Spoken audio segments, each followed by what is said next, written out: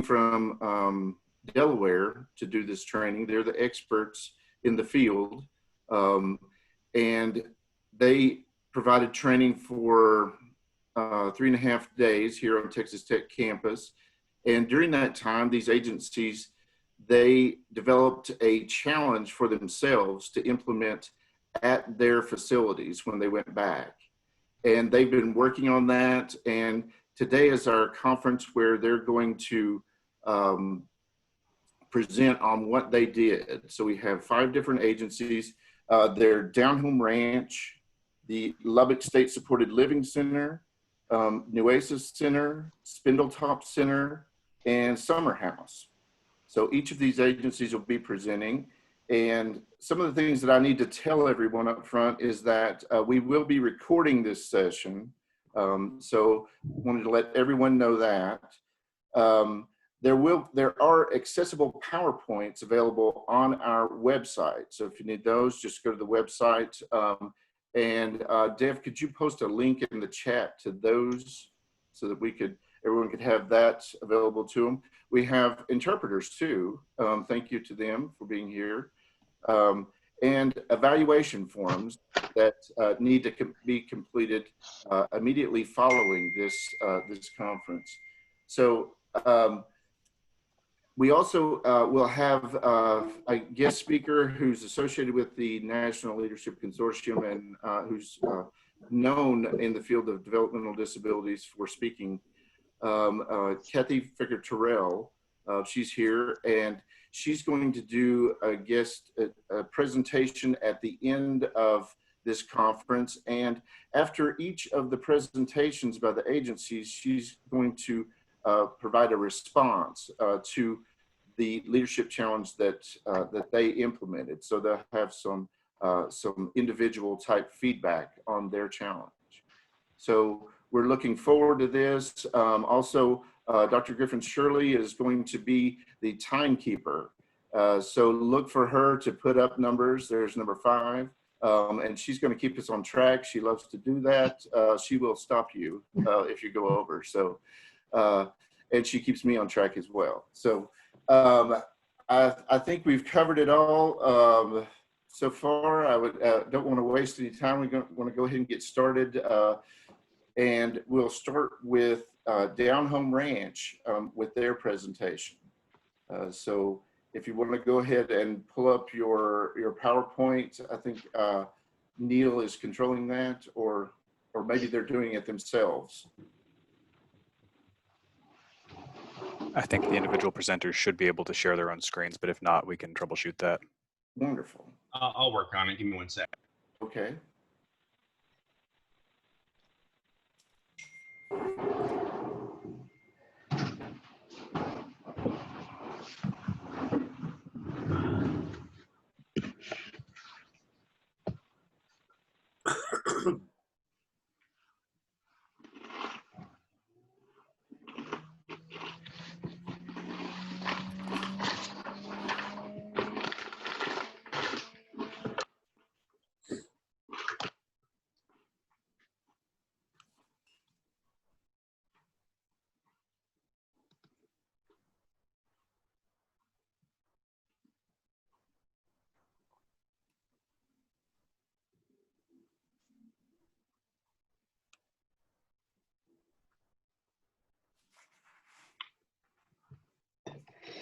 So Stacy, just to make sure that I'm on time here, they're going to present until 9 o'clock, correct? Check the agenda. Because I think you start a little early. Oh, okay. Because welcome on my agenda, welcome and introductions are 8:30 to 8:45. Yeah, they have until 9:15 actually. Okay, so are we starting now or are we waiting to 8:45?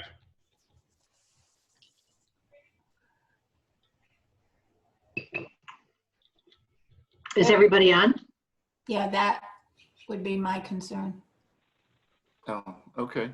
Yeah. You got real excited, Stacy. I was very eager. Yeah. Get going. That's wonderful. It is a very exciting day. for everyone involved with the project. So We have 29 participants so far. very good. That's excellent. Are our interpreters here? Yes. Interpreter is here too, I assume. So Stacy, we probably want to wait a few minutes just to make sure everybody is logging on at 8:30 for sure. Yeah, that sounds good. So everyone gets an opportunity to see everything. Yeah, Thank you, exactly. Norma. Sorry about that. I thought normally, I get on a half hour ahead and I'm going, whoa, I must have time wrong here, but that's okay. That's okay. We're just moving right along.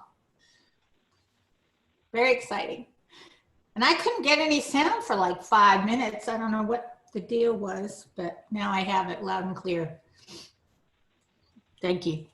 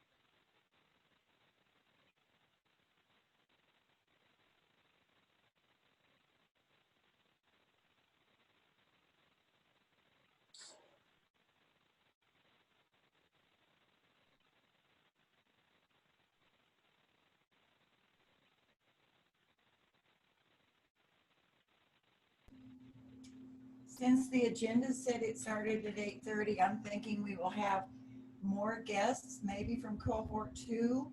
So maybe at 8:30, Stacy, Deb, and Nora, and Kristen, maybe we should all introduce ourselves.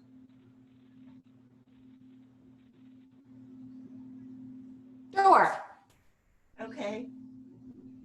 Yeah, sure. Nancy, Caitlin, and I are on from our team, so we'd be happy to say a quick hi and hi to everyone from this year 1 cohort. We're excited to see the work that all of you have been doing and to see if maybe we have any additional resources or things that we can send your way, but really just excited to hear what you've been working on.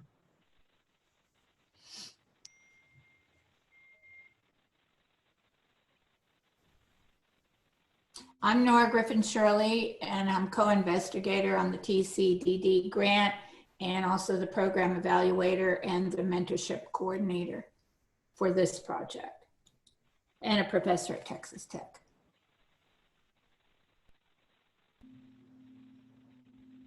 I'm Nancy Weiss. I'm with the National Leadership Consortium in Delaware, and we're looking forward to hearing what's going on in Texas. I'm Devendra Banda. I'm one of the co-investigators on the project.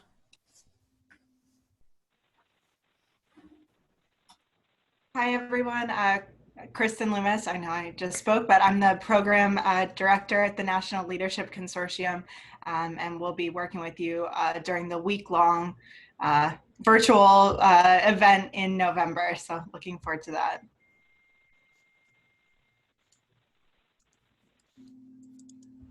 Stacy, did you want us to not have the videos going?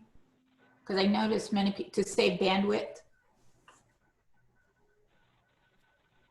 Yeah, I think that was, once the presentations get started, we would turn off Okay, our then I video.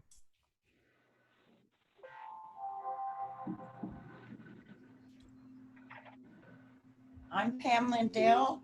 I am kind of the business associate for the leadership project. I'm the glue that holds it all together.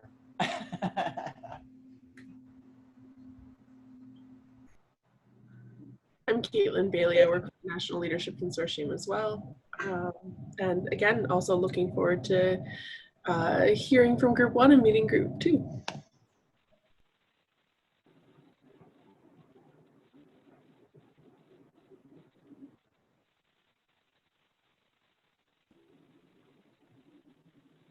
Good morning. I'm Jesse Smathers. I am also with the Leadership Consortium. I joined to see the presentation that the Noosa Center put together and the other presentations.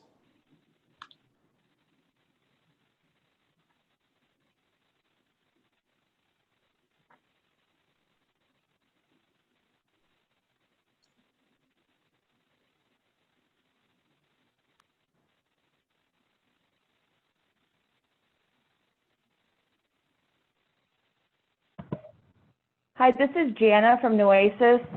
And this is Gina with Nueces Center. And Heather Trevino with Nueces Center as well. This is Megan Copeland from the Lubbock State Supported Living Center.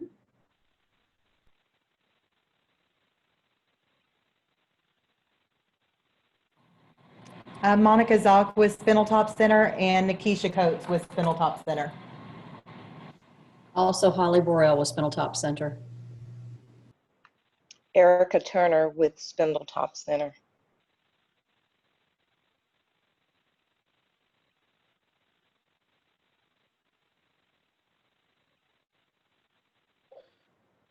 Hey, it's Angie Crutchfield with Summer House Houston. I'm here with Brooke Majors, Joanna Burnett, and Bria Long.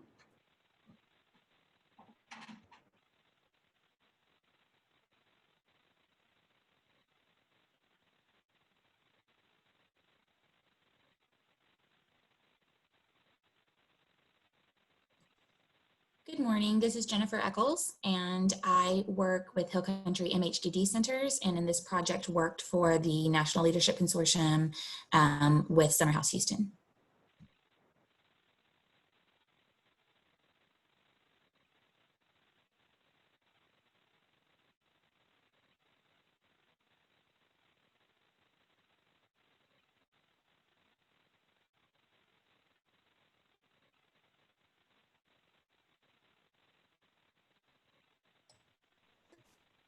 Stacy, you might want to go ahead and do the housekeeping tips again. Okay.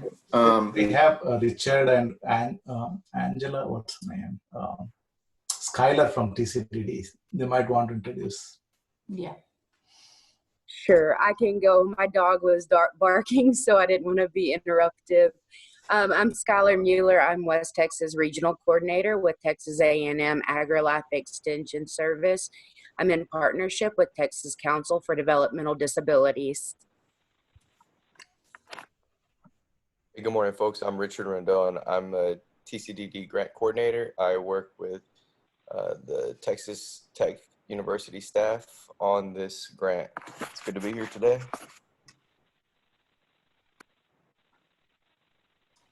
And then we also have Neil that is going to help us.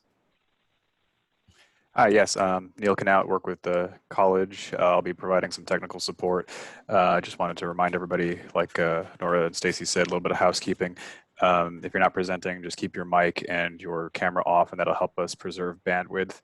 If you're making use of the interpreter, you can right click on the interpreter's picture in Zoom and click pin speaker, and that way the interpreter will always be on your screen.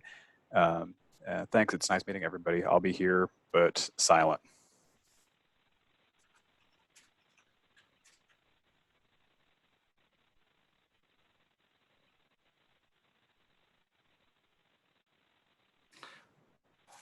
Okay, I hope everyone's introduced themselves now. I hope we haven't left anybody out.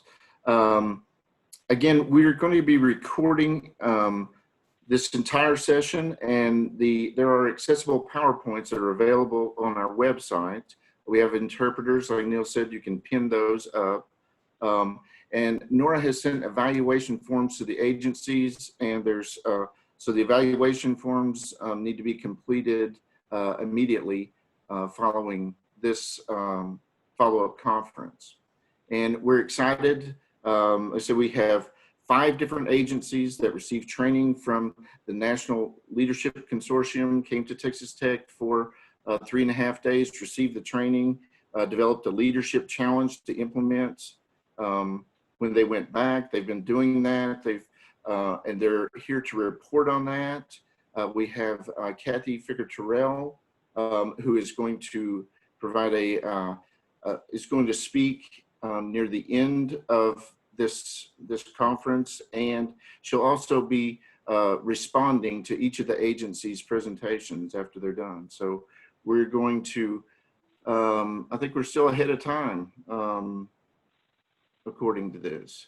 So we'll, I guess, give 5 more minutes for a few more people to show up and for everyone to get set up and ready to present. So I'll do 5 minutes for the speakers, and then 1 minute you have left, and then I'll also put it in the chat.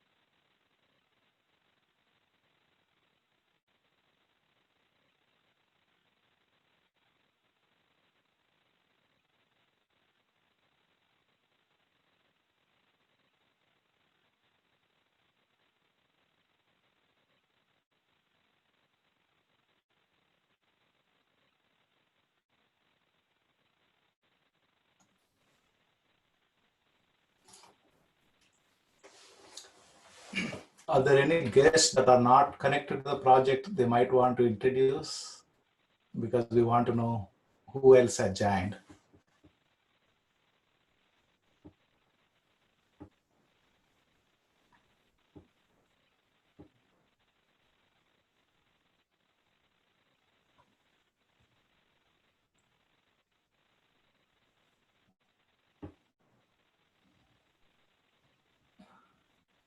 Hi, I'm Rosita Moore with Project TED, also with Texas Tech University.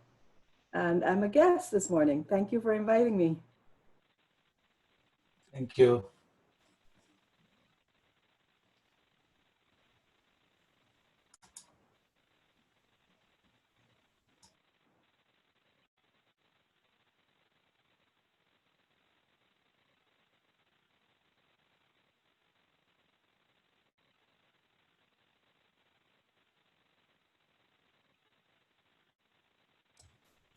This is Nora. I think we should begin, Stacy. That's okay. Works for me. So Down Home Ranch, if you're ready to go ahead and start presenting, go right ahead.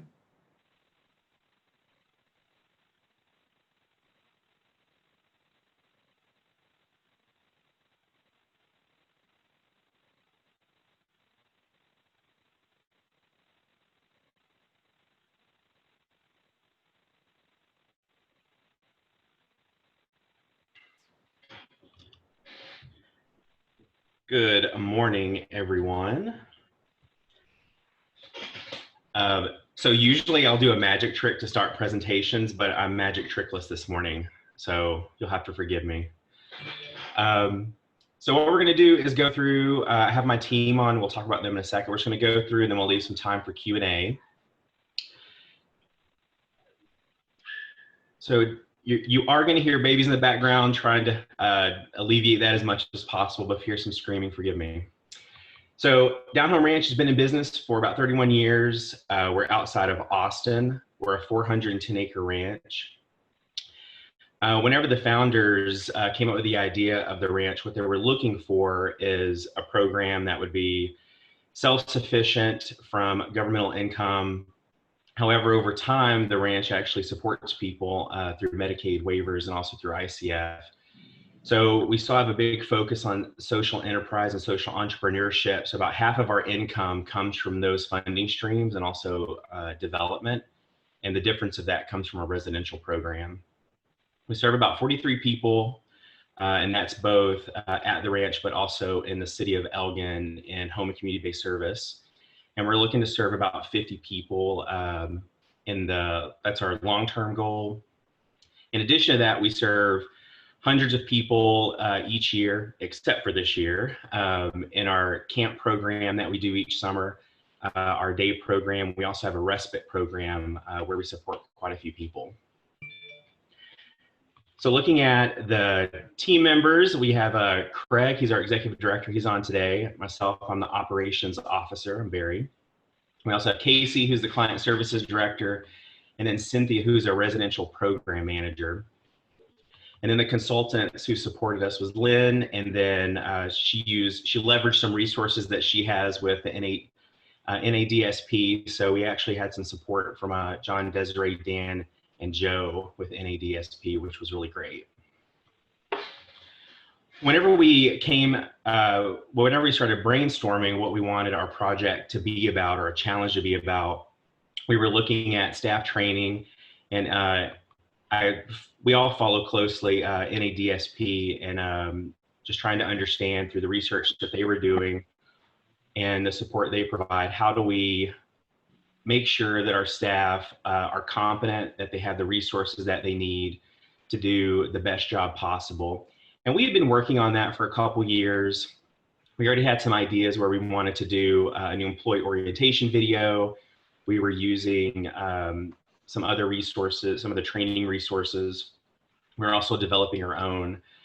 We also made sure that we had staff trainings and talked about supervision to happen from the manager to the DSP. So we already kind of had a foundation for what we wanted. After leaving the institute or the training, some expectations that we had for ourselves is that we wanted to have a higher retention rate for our DSP. We also wanted to improve the interaction between the staff and the individuals that we support. And then also ensuring that the staff have the information that they need in order to really support informed decision making. And then also support a higher quality of life. So a couple of things that we were doing that we finished up. So we did a new hire video, and what we noticed is that whenever people onboarded, even though we're a small organization, whenever people onboarded, they may not have met or even laid eyes on a lot of the people who they're receiving emails from, or even the other peers doing similar work in our organization. So we really wanted to do something with that, where someone came in, they got to see all of those different pieces. And it allowed for employees to introduce themselves, talk about responsibilities, but also talk about the other, the social entrepreneurship and those social enterprises that we're doing that fund many of the programs that we do. And also really provide some familiarity and support the culture that we're looking to do. Now, we also did an employee survey, and we've done these in the past, but we made them more focused.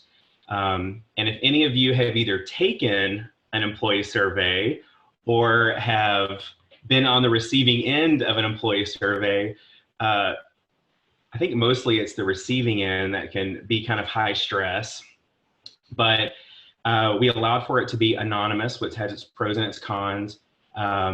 We really saw that through, especially like through the so we did it before the pandemic, and then following the pandemic, I mean, we saw what you would expect: a little bit of burnout, people wanting to get paid more, but also we saw a ton of positives. You know, why people choose to work for the organization, and resoundingly, I mean, I would say, if not 100%, just shy of that, said the people that we work with, which is absolutely amazing. Then the other part that we're looking at is to talk a little bit more about like the pay piece is we're really looking at how do we have a structure for paying people more in a meaningful way. Also, at this point, that's not going to break the bank, because we have to look at budgeting and long-term strategy. So NADSP, credentialing, I mean, they have all of this there, and the national team is absolutely amazing helping us get this together. We collaborated with them, looking at ways that people can do training, get credit for competency, and then we can tie that competency to increase in pay that's meaningful and shoots towards a livable wage, and really develops that career ladder. Some challenges, of course, is COVID. And then also, whenever we're onboarding folks, we had to put some processes in place to ensure that the hiring process aligns with the process and procedure we have in place for infection control. And also, since we are a small organization, there's lots of face-to-face time that we would have. If it was seeing people in their home and checking in with them and being able to support staff as needed, or the programming, or even, you know, the people who are doing, who are working offsite, you know, in the community, whenever we would roll by and see them at their place of work, not really able to do that anymore. So we actually had to talk about ways and strategize how do we maintain that culture, but in a different way.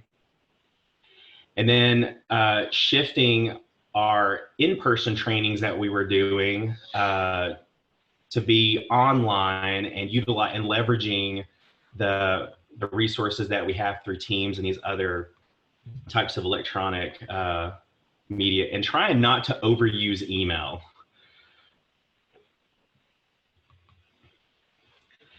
So one of the things that we put in place is we initiated a town hall. So we looked out and saw what other people were doing and being able to get information to people. And this actually had some really interesting outcomes too.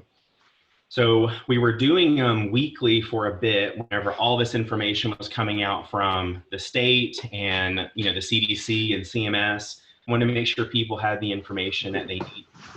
But then, as in Texas, there was there was a decline briefly, and in that decline, we said, well, maybe we'll move it to every other week. As it ticked back up, we went back to every other week.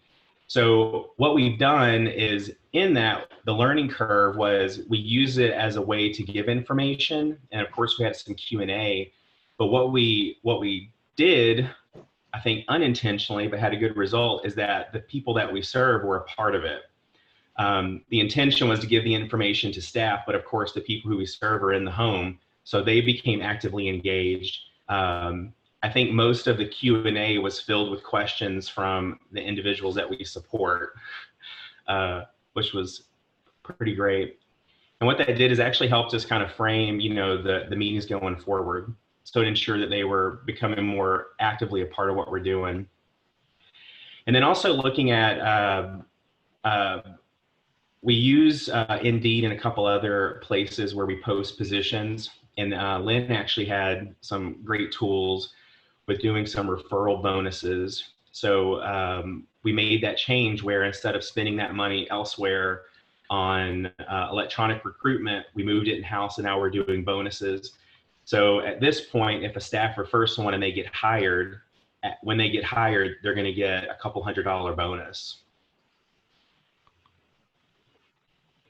So some lessons that we've learned.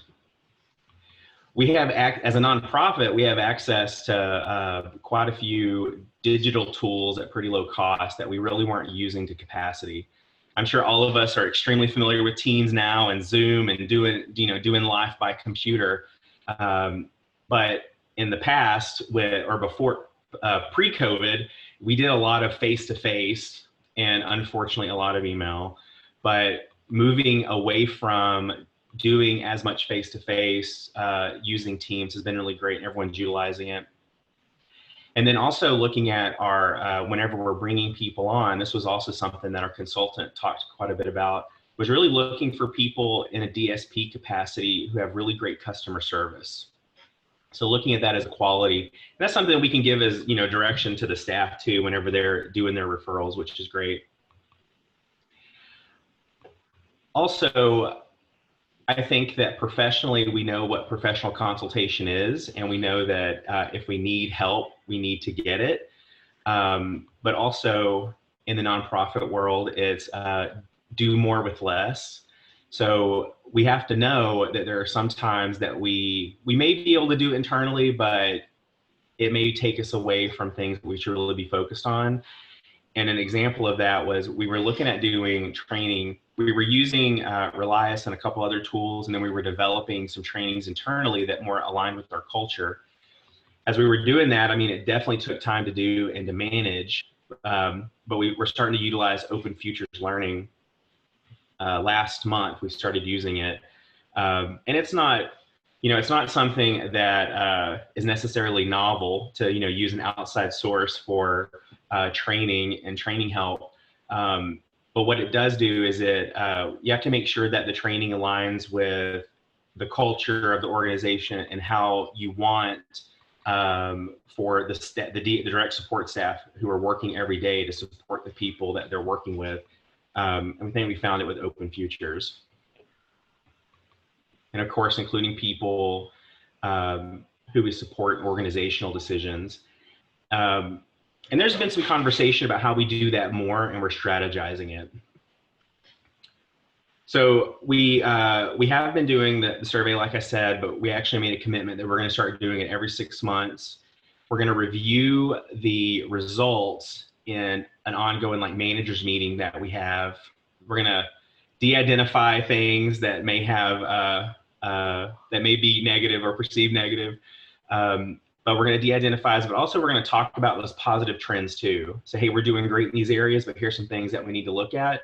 And we're going to keep talking about those and have the teams talking about them too. And then using the information that we're getting from the town halls and the other types of input to make sure that we're giving the information that people need, and that organizationally, we're looking to problem solve what those persistent issues are. I would say more than half of the surveys that came back this time talked about wanting or needing a pay increase. So looking at how to do that.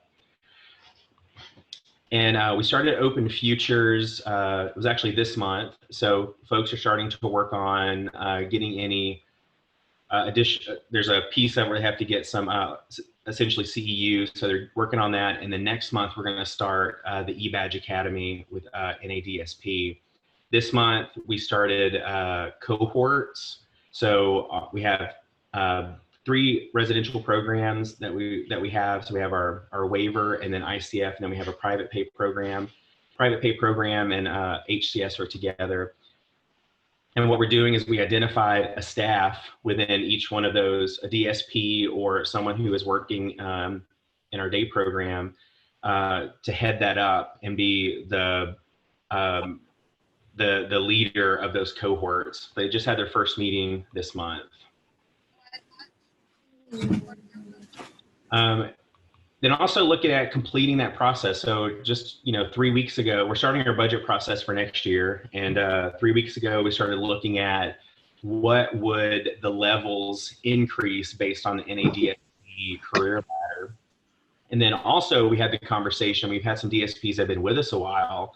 So if they're outside of that career ladder, whatever the bookends on what we're putting on the dollar amount based on budget, how can we give them a financial incentive? So we're looking at doing some bonuses. We just finished that up. So hopefully in the upcoming months, we'll have some successes where people get their first credential and then get their first increase or bonus.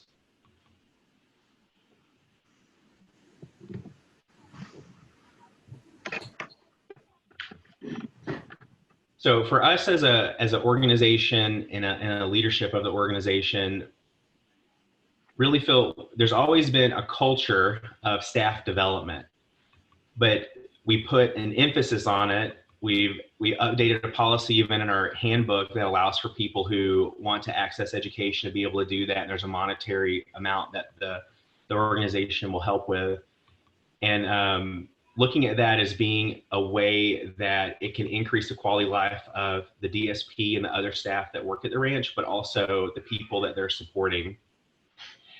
Also, really making sure that we trust the DSP, and this is not just from leadership down, but across the board. We got to make sure that we're trusting people, that they're doing the best they can, and that they're making decisions in the best way possible, and that they're making those informed decisions. And whenever they make a decision, that if you were to ask in a non-judgmental way, like, what got you to this, that the staff doesn't feel that there's going to be recourse or that they're going to get in trouble. So those are things that we want to work towards too. Decentralizing decision-making. And one other really great exercise that we're implementing is in the team meetings that they're having at the residential level, looking at the ethics and competencies that NADSP have outlined. And this is something, of course, that our consultant suggested. And I think that what that does is it embeds it in kind of the ongoing conversation. And so whenever there's decisions to be made, whenever you're there in the moment, you have this information and conversation that allows for you to make these decisions based on these ethics and competence. Oh shoot. Can you lower the volume on this? Someone's not on mute. Okay, so that wraps that up. Now we're going to do is turn it over to you guys. Like I said, Casey, Cynthia, and Craig are on the call, so feel free to ask any questions and we can answer them.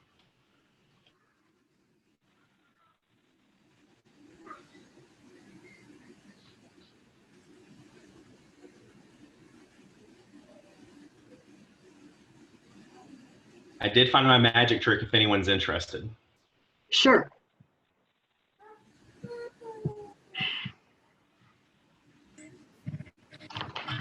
This is Kathy Terrell. Shall I go now or wait for questions? If there are no questions, Kathy, I think you should go. And certainly if there are some questions in between, you can field them, and they can also put them in the chat and we can read those and deal with that. Thank you. Okay. There you have a question. It's Megan in Lubbock. Have you found that people have been happier receiving less emails and getting their information through Zoom calls? Casey, I think, probably answer that the best. Yeah, I would say for sure. I mean, obviously, I'll mute mine. It's hard to quantify that exactly, but I do think that people feel a little bit more connected to the process. So we have these management level meetings that we had always done before, but we really haven't successfully drawn in the rest of the Guy? Okay, maybe they haven't started and they're just asking questions.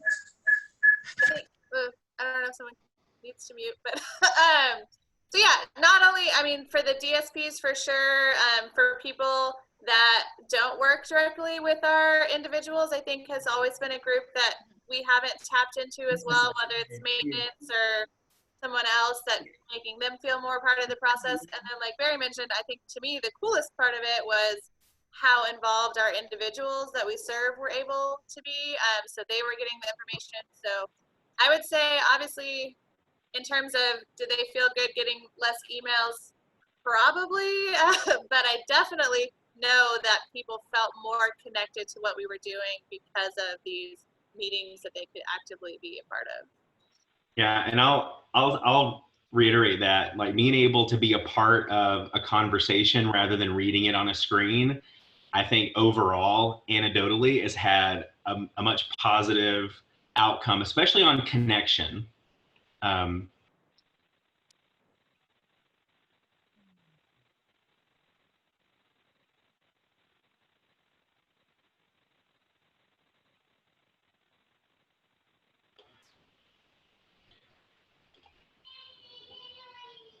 So that was a positive question. Do we have any, we want to fill the not so positive either. Does anyone have a potential question about? Oh, Barry, I see one in the chat. It says, what are the town hall meetings like for your staff? So what those have been, so we're doing them through Microsoft Teams, which is similar to Zoom right now. We'll have to see once this is all over if we continue to do that or if we try to build in more in person. So the fact that everyone got involved in it was kind of by accident, but a really happy accident because the timing of it, we always have staff that are actively working with our individuals or doing something else. So to make it available, we just said anyone and everyone can log in and see it. And so we have run it similar because the videos can get kind of crazy. We have it set where the presenters are the only ones that are actively seen on video, but everyone has the chat. And so people will type in their questions on the chat, or sometimes they'll just text them to us as we're talking, and then we will answer them. So again, I think potentially we could go in person eventually, and that would be even more of a conversation, but we found it worked best to have a few people on video, but everyone available to contribute, to chat, to send questions, and that seems to work pretty well so far.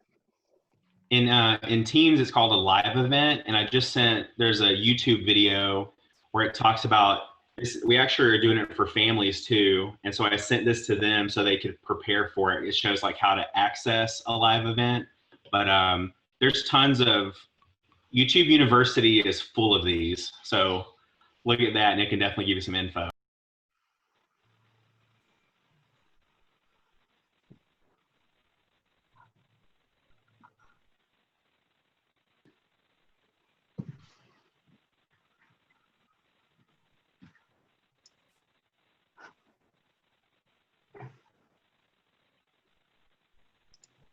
Casey, do you want to talk maybe just briefly about how well received the DSP credentialing is? Yeah, so we just, like Barry mentioned in the presentation, we just introduced that a week or two ago. And so they have the open future learning part already where they're able to kind of see those trainings, and then we'll start the e-badge in a couple of weeks. I actually have my training on that tomorrow. But everyone's really excited. I think what was nice about it, and NADSP really had kind of promoted this to us, is that it's not mandatory. So we have our mandatory trainings that the state requires and that we require, and this is separate from that. So it's kind of a go at your pace, the cohorts, and obviously the benefit of it is hopefully people want to kind of learn and grow, but then also to incentivize, we have added those ladders where at each step of the e-badge ranking, they will get a pay bump. And so we're hoping that in not making it, you go and sign in and do this training every 5 minutes, but here's the motivation to learn and grow, that people will latch onto it a little bit more. Obviously it's new to us, so we'll see what happens, but it seems like people are really positive right now, both in the opportunity to learn some new things, and then also obviously that it's going to be a pay bump is, you know, we're realistic that that's a part of the motivation for sure.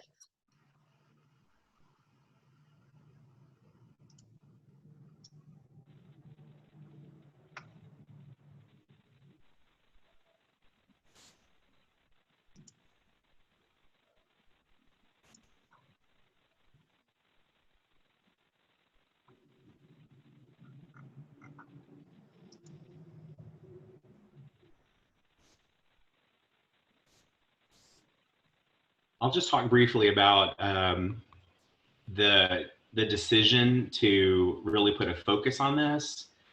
I think for me, I've always been interested in ensuring that people have the information that they need to do the best job they can. But it's pretty difficult, as I'm sure all of you know, to be able to get people that information if it's not your the job that you spend 100% of your time in. So making sure that you can have a focus on it, and that's the getting the outside help part. And I think that, you know, I mean, as an organization, we've been talking about this and we've been trying to implement these things, you know, over time. And the leadership challenge, like just, it gave like that, okay, so now it has to start and we need to be really intentional about it. I think there was a lot of effort that was put into giving that information and ensuring that people felt supported. But I think now we're actually in the doer phase of it, which is really great.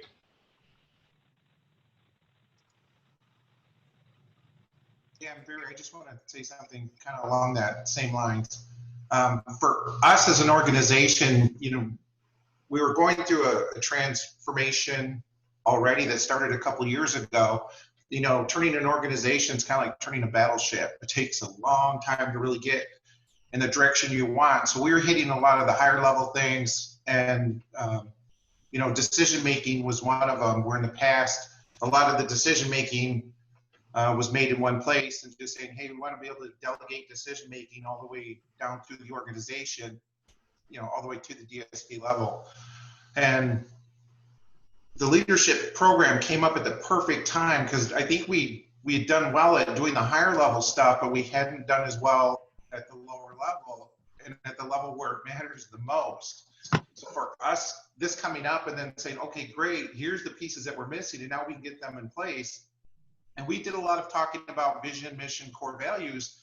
And we realized if we get the core values right, and then we train the DSPs, they can make decisions based off those core values and know that they're in line with the organization. So like when Barry was talking about somebody makes a decision, are they going to get hammered for it afterwards? You know, and you look at it, it's like, wow, they followed the core values. It fits perfectly. But all that takes is that training and trust in the individual to make those decisions, and that takes time. So the program came out at a perfect time for us, and as we move the organization forward, it's just going to be a huge benefit. In the new hire video, the part about it that I really love is each department talks about how they implement the vision and mission of the organization. I actually think that was Barry's idea.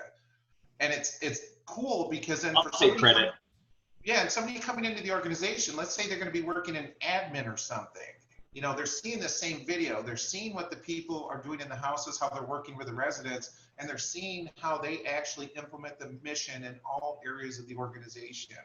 And that was a huge piece that we missed in the past. So that video is really going to bring a lot together for somebody coming in. They're going to have a basic understanding of the full organization and how everybody does things. So anyways, so I appreciate everything that this program's done for us. This is Kathy Ficker-Terrell, and if I could take the opportunity to make a few comments. Congratulations to the Down Home Ranch team. First, for taking the step to access leadership training for your team. That's the first step. And then to define solutions or outcomes, and then work toward their implementation. So kudos to you. I have a few comments and a few questions. So Barry, the first question is, when you did the new hire video, and I think it's great that you highlighted the priorities for each department, did you also include a realistic job preview for potential new employees so they really understood what kind of a job they're going to do, as opposed to recruiting, getting them trained, and then they suddenly say, "You want me to what?" NADSP, they have the realistic job preview, and whenever we were doing the consultation with them, I forget who asked, but they asked, "Oh yeah, we have that on our website. It's right below where people, click the button to apply." And they're like, "Well, that's not really how you're supposed to use it." So we're looking at that. The plan is whenever onboarding people, we're going to watch that with them or have them watch it, and then have a guided conversation about it before finishing up the onboarding process. We got to the point once where we would bring people in and have like movie with popcorn and snacks, and we would show the realistic preview, and then when it was over, we'd leave the lights off for a minute and say, if anybody wants to leave, now is the time. It's okay. And if you want to stay, that's okay too. And then we would proceed. And it was interesting. We had a few people say, "Oh my goodness, this is not for me. I had no understanding." And of course we had others that were like, "Yes, this is what I'm choosing." So just a thought. My other question is on the employee survey. Are you also doing a self-advocate survey to survey your customers in some way? We are not at that.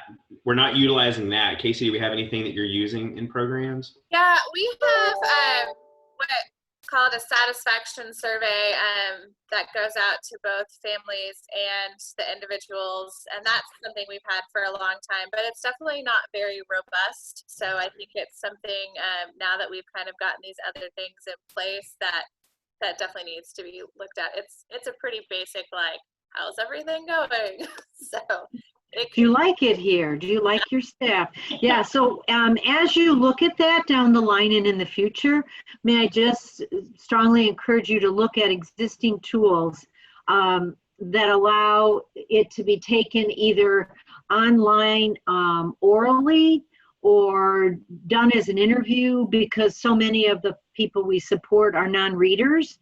And so to give them a paper survey is difficult, and or it requires them to fill it out with staff, and they may not want to say anything negative against the person supporting them at the moment. But there are a number of creative tools out there that you could use where people could do it independently. Do you have an example, or can you share some with us afterwards? Oh, sure. Just, would that be okay? You could just follow up with me after, and I could give you some examples. Is that okay? Yep. Yeah, that'd be great. Okay. Great news on the staff recognition. Staff recognition is so important. Can you talk a bit about what are some of the things you're doing in terms of the staff retention? I think the referral bonuses are excellent. And just on the referral bonuses, I would say something I've used for 25 years. But you also have to make sure that your employment policies are up to date such that referral bonuses bring in family members, neighbors, and close friends, and then you have to make sure that your policies don't allow family members and close friends to supervise each other. And so do you have that under control? We do have it where people can't supervise family and friends, but Hey, you got a minute? In thinking about doing the referral bonus, I don't think that I necessarily considered that part of it, so I'm glad that you mentioned it. Okay. Hearing, somebody needs to mute. Okay. So I think it's great that you're doing so many town halls. I think it's excellent that by accident, self-advocates got to be part of it. And I think what I'm hearing is that in your redesign after COVID and you go perhaps face-to-face, I would just really encourage you to make sure that self-advocates are invited in an integral part of the town hall meetings. Kathy, I'd like to comment on the part of the things we did for the retention. Yeah. Obviously, so the referral bonus, the training, obviously the more confident somebody feels in their job, the better they're going to do, the better the interactions. But then the other thing that we decided to do is we wanted to provide a good benefits program. So what we ended up doing was we have medical, dental. So we pay like 60% of medical. We pay like 95% of dental. We pay 100% of life insurance for $20,000, and then we upgraded. We get 100% long-term disability. We offer short-term disability. So we built a very good benefits program that any full-time person is eligible for. And then we have a 403B profit sharing that after 1 year with the organization, we'll match 4%. So yeah, those are excellent, and those are huge retention things for staff. And the only thing I would just take it one step further, and you may already be doing this, is that build it into all of your retraining so that when you have orientation and then retraining, staff forget about those things. You know, staff look at their paycheck and say, like, who's FICA? Why is he getting part of my paycheck? And they forget that, like, under your 403B program, you're probably doing some kind of a match, which is like bonus money. But we have to remind them, in my opinion, every 6 months, in a short way, what those amazing benefits are, because although your salary may be X, when you add this package, it's an additional 20%. And often we forget about what it would cost to go to the marketplace and get insurance, what it would cost to start your own 403B. So excellent. Just, I would encourage you to remind them how wonderful it is. Yes. And then we looked at pay scales too. So even with the DSPs, the pay scales go from anywhere from $12 to almost $16 an hour. So we're trying to build the financial and the benefits piece to be attractive, because we know that obviously it's a stressful job. They deal with a lot of issues and stuff. We want them to feel like they're fairly compensated also. But that's a great comment about reminding them. I worked in the business world, and they'd give us a one-sheet thing every year that broke everything out. You could see your base salary and then what the benefits cost, and it would give you a total dollar amount. So we should implement. Okay. I think we're almost out of time. So if I'll just make 1 minute of a couple just additional things. Excellent job having DSP mentors with your eBadge Academy. Great, congratulations. I think it's good that you're not only using Relias, but looking at Open Futures Learning. I would just encourage you to, if maybe you're already doing it and I just didn't hear, including people with disabilities in your orientation and in your staff trainings. People with disabilities are excellent trainers, especially in classes like transportation safety. Who better to teach your staff safety and tie downs in transportation, but a person with a disability. Often people with disabilities are leading the class on effective communication. And of course, they are often leading the class on human rights. And the last thing I would say is, I think it's great that you're doing the survey every 6 months and reviewing it with managers. And I would just also encourage you to either include people with disabilities on that team or review it also with self-advocates or the Self-Advocacy Council, so that you're reviewing that with them as well. So with that, kudos to you. You've done some great work, and I hope that you will continue. Thank you, Kathy. This is Nora. And we're moving on. Thank you so much. I think if we could see everyone would be applauding for the group. And we're now ready at 9:20 for Lubbock State Supported Living Center's presentation. So remember to look in the chat as well for the time and just for questions and comments. Nice job, everyone. Moving on. Very good.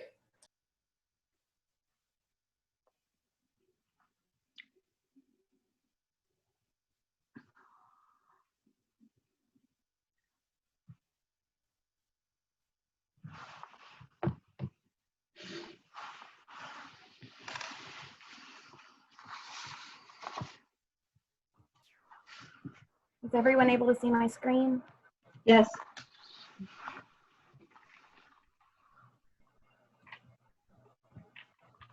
Okay. Hi, my name is Megan Copeland. I'm with the Lubbock State Supported Living Center. We also have Lameka Abdul-Jami on here as well, and she can chime in whenever we might need. I'm not able to open my camera because the computer is being very weird. So when I opened up my laptop to try to do that, I lost connection for a minute. So you won't see me, but you will definitely hear me. So we are a state-supported living center. Many of y'all know what those are. We have 13 of them throughout the state of Texas. Our team is Jim Rodriguez, the Assistant Director of Administration, Kelly Janbu, Human Rights Officer. Both of them are not able to be present. Megan Copeland, I'm an occupational therapist. Lameka Abdul-Jami, she's an Assistant Director to Behavior Services. So at our facility here in Lubbock, we have almost 200 clients and around 800 staff. So a lot of moving parts with working on satisfaction and care for our clients. We are under the HHSC umbrella. We are a residential facility and serve those 200 clients here as residential. We are driven annually by their annual meetings where we're required to look at goal areas in leisure, living, independence, work program, and relationships. And through those drive skill acquisition that we're working on throughout that year to show progress towards independence and towards community involvement and transition to community.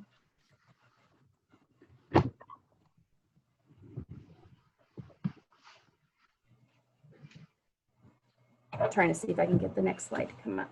There we go. Our overall goal is to improve the client care. I think that's what everyone wants. And I put on here our coat of arms that we did at the training. Some of the things that we had to think about when we were coming up with what our plan was, that we have a lot of people we answer to. Because we are a living center, we answer to a state office. We have DOJ, Department of Justice, that came in 2005, and then a settlement agreement was created. And we have had court monitors in our facilities since 2010. For a while, they were coming every 6 months. And then as we've progressed, some they have moved to every 9 months. And then with COVID-19, it's actually been the next time that they will be looking at our information will be from a distance, and it will have been a year since they've been here. So you can imagine with that, we've had lots of changes throughout all those years.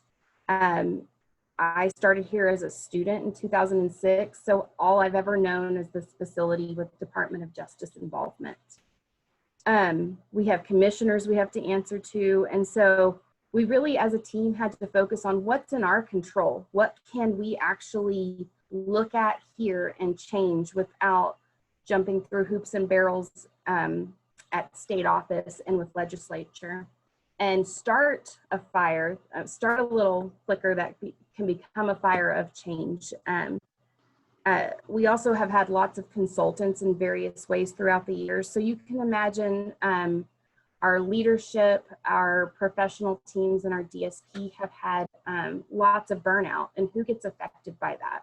Our clients that we serve. So we wanted to really boost the morale of the staff and the clients so that we can directly affect their lives in a positive way. The plan was to increase satisfaction, and this will assist in recruitment and overall retention of staff. So when we returned to work after our seminar, the very last day of our training that we had, we actually were sitting and waiting to hear who our new director of our facility was. We'd had the same director for several years, and she was leaving, and it was up in the air who we would have. And we got the answer at the end of that day. And so we knew whoever it was going to be, we wanted to meet with them very quickly to determine what their direction for the facility would be and if it aligned with our direction and our goals. Then we got back to work, and guess who was here? Our court monitors.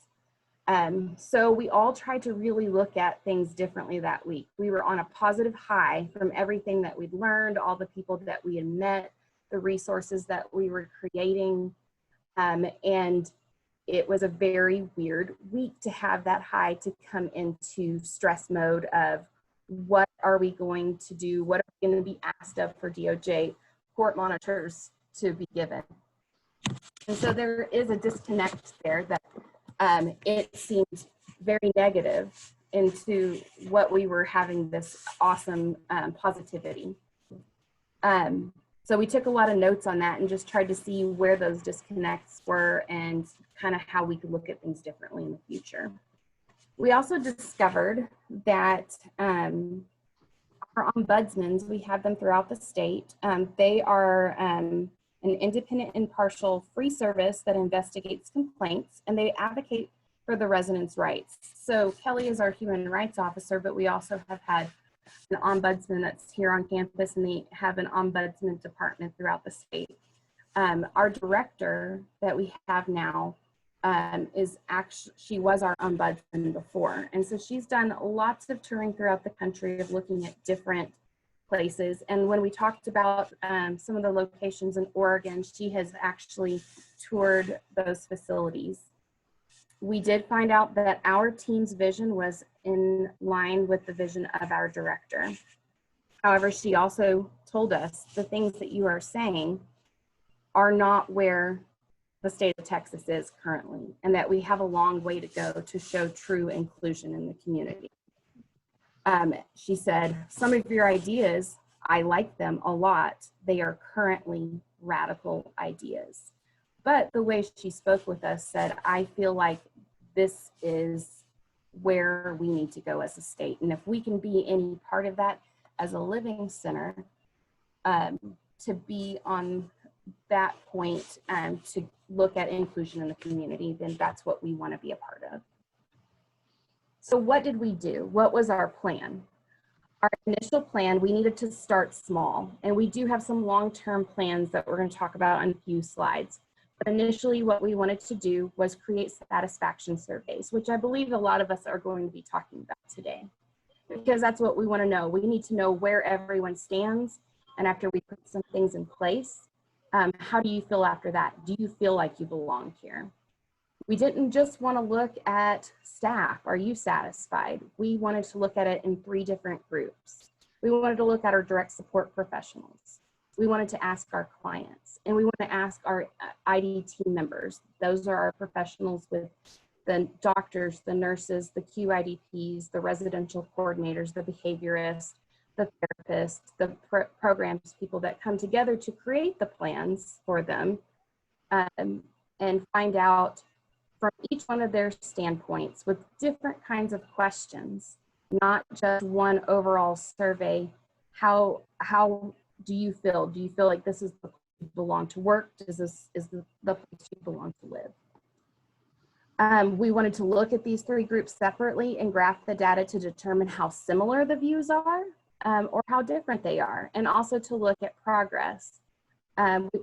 We plan to meet with the facility director monthly for progress and next steps. And then we wanted to review local policies and procedures to determine which ones are not client-centered. We put a lot of things in place, I think, as policies and procedures when something happens that's very reactive.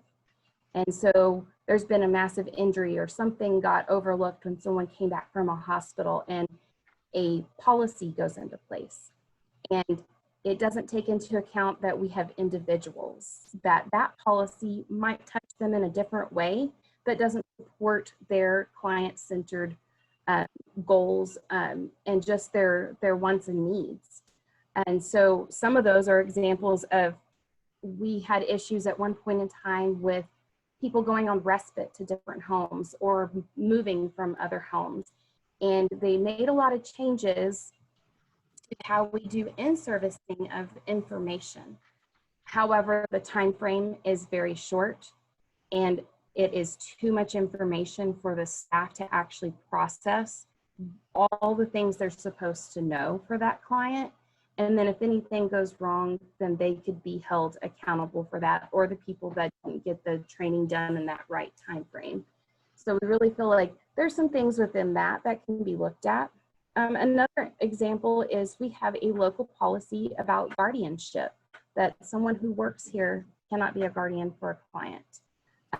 Who better to be a guardian for somebody if they need a guardian to help them with medical decisions than somebody that knows them well and cares for them. So those are just a couple of examples of some local policies that we thought with the director and the administration that they could look at to see what can actually be changed to make it client-centered. So the progress we made. The progress bar is still loading because we had some problems that we'll talk about in a little bit. The surveys were created. That's our progress. We have 3 different surveys. As part of the Human Rights Office, they have actually had some other satisfaction surveys in the past, and it was deemed that those didn't really address all the areas that we wanted to look at. So they were researched and found and made more individualized for our facility. So this is just like at a glance what they all look like differently. So we have our interdisciplinary teams where we wanted to look at these subgroups of collaboration and communication, company leadership, individual client focus, engagement, growth and development, inclusion, job enablement, performance and accountability, and strategic alignment. And there's a bunch of different questions underneath it, and I just kind of summarized what they were within these slides. But they're more, they're a little bit lengthier to really allow for the person taking the survey to know what we're really seeking the information of. Then more strategic alignment, work processes, survey follow-up, and retention. Will you be able to reach your full potential here? Would you reapply for your job? Will you be working here a year from now? And are there frustrations that cause you to dread coming to work? And then we provided place for narrative for anything that didn't fit in those categories, positive or negative, for someone to be able to write in to really provide more insight. So then we made one for our direct support professionals. We wanted to know about their employee satisfaction. Are you happy here? Would you refer someone? Is your work-life balance balanced? Do you have a path to a career? And if you would quit, what would be the reason? Manager and supervisor. It's very important to know how they feel about those people that supervise them. Do you feel valued? Do you receive recognition? Is it fair and consistent? Retention, culture of the Lubbock State Supported Living Center. Are you proud to, and you have fun at work? Does administration contribute to a positive work culture? And again, extra feedback. Then we also discussed the client satisfaction survey. And I think we've talked about various ways on how to carry this one out. And I would really like feedback as well on those different ways to carry out a client satisfaction survey, because we were talking through all different kinds of ways of different people to bring in. Do we bring in the OT and the speech path to help them with their communicative intent? But how much of that are we also not really getting the true client input on it? So we do have one, but we haven't implemented it, and we knew it needed some more thought on how we were really going to get that out. But we want to know, how do they feel in the areas of independence? Do you, like, we wanted to know, could you take the survey with or without assistance? Are we providing everything we need for preferences and strengths? Do we like residential? Do we like where we live? Are you happy? Do you have free time? Can you choose what you want to wear? Can you change the rules in your house? Can you invite friends and family over? Work, do you like your job? Can you choose your job? Do you like the hours you're working? Do you feel respected? And if you have a job coach, can you choose that job coach? Community supports, friends and social support, activities, and guardianship if applicable. Am I happy with my guardian? I have a say who my guardian is. I see my guardian when I want. Guardians let me make my own decisions. Services at the center. I'm happy with the services my ID team members provide me. They give me support. It seems easy to contact my ID team members. They listen to me. Self-determination and rights. If they attend self-advocacy meetings, do they see and talk to the human rights officer or the ombudsman? Do you get to learn new things? Do you have control in your life? Do you get to make choices? And also place for them to provide narrative feedback. So what were our challenges? Well, our original plan was that we wanted to actually have some data collected twice before we came back to this follow-up conference. We have not been able to put the surveys out at all. COVID-19 changed everything, and we had to put a lot of things in place to support our clients and our staff to keep them protected. We talked about it a couple of different times and how we might be able to get them out, but the focus really shifted significantly based on what State Office and Administration was telling us. So here's some things that we did. We have had screening at the gate upon entry daily with temperature checks. And this has fluctuated back and forth with how this looks. We are currently we receive new surgical masks on a daily basis. We have a temperature check. They're asking us, have you gone out of the country? Do you feel well? Taking our name down, making sure that we have all the things we need. And then we come into work. So every day it changes how long we're in that line, and we're all pretty cordial with each other. We have had full testing, every client, every staff tested. And we just received a text message on our texting service today that we are due to be receiving those again next week. The first ones were oral swabs, and we had to wait, I think, 2 to 3 days.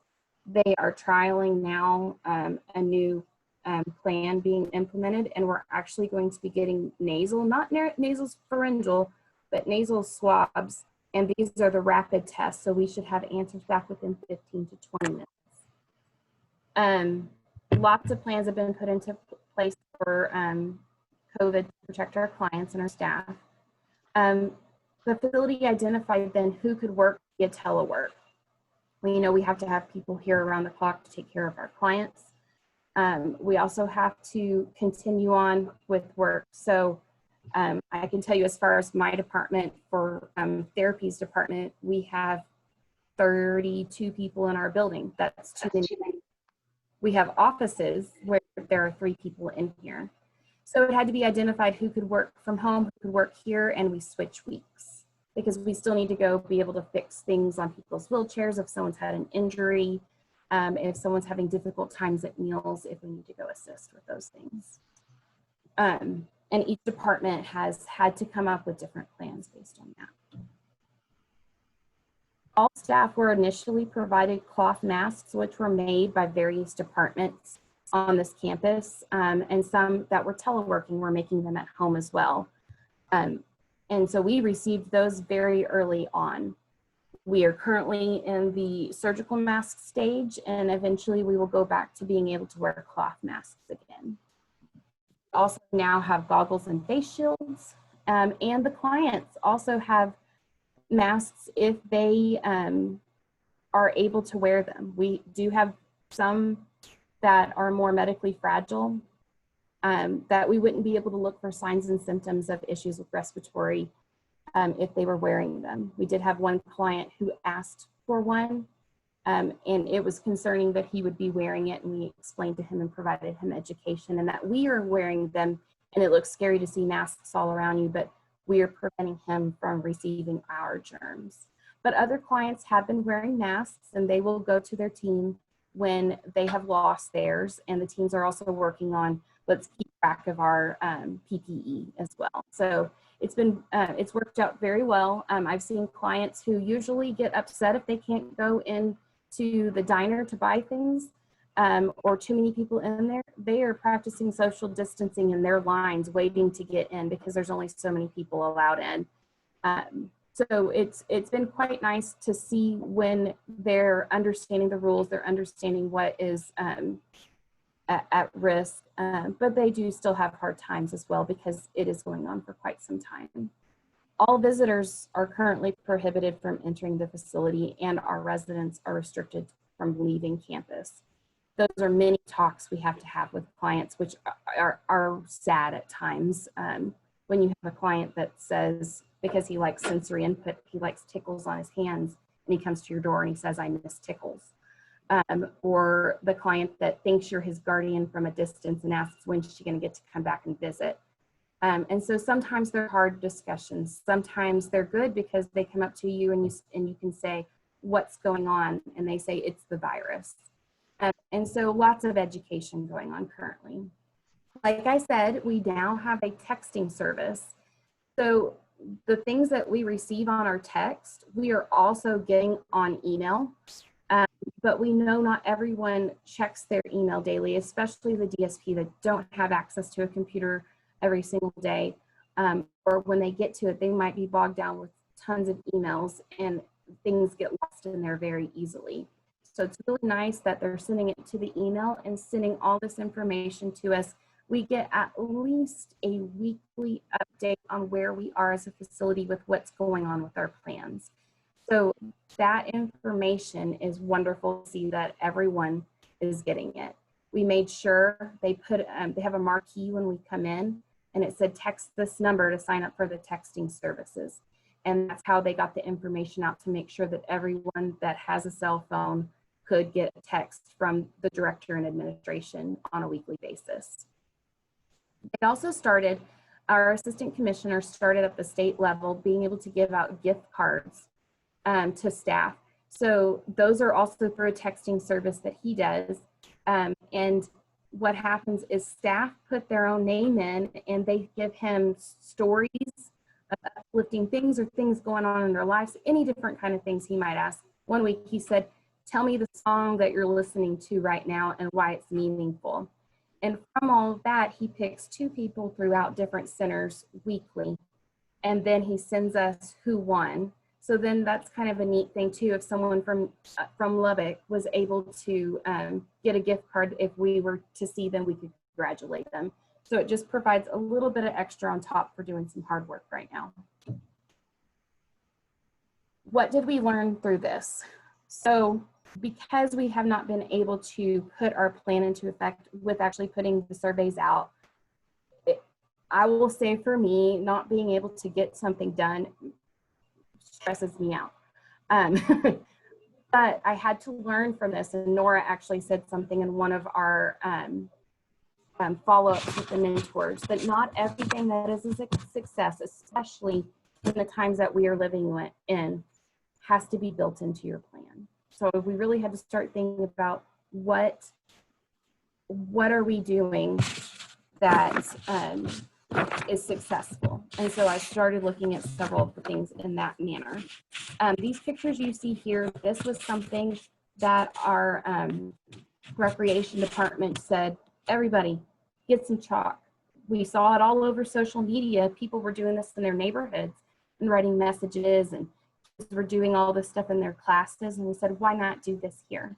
So everyone went out and wrote on the sidewalks positive things. And one of the coolest things I saw was 2 different departments. It was actually one of the homes in our HT department, our therapies department, made messages back to each other. So our therapist had gone over to one of our medically fragile homes and wrote things out in front of it.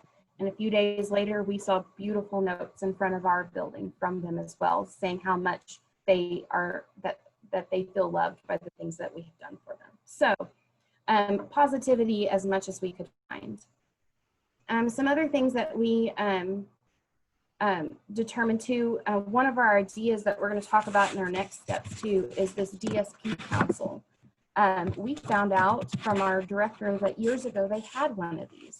We really wanted to identify some strong leaders from each home that is not necessarily a supervisory position, but a DSP that's doing really hard work that can come in and say, oh, no, let me tell you what's really happening.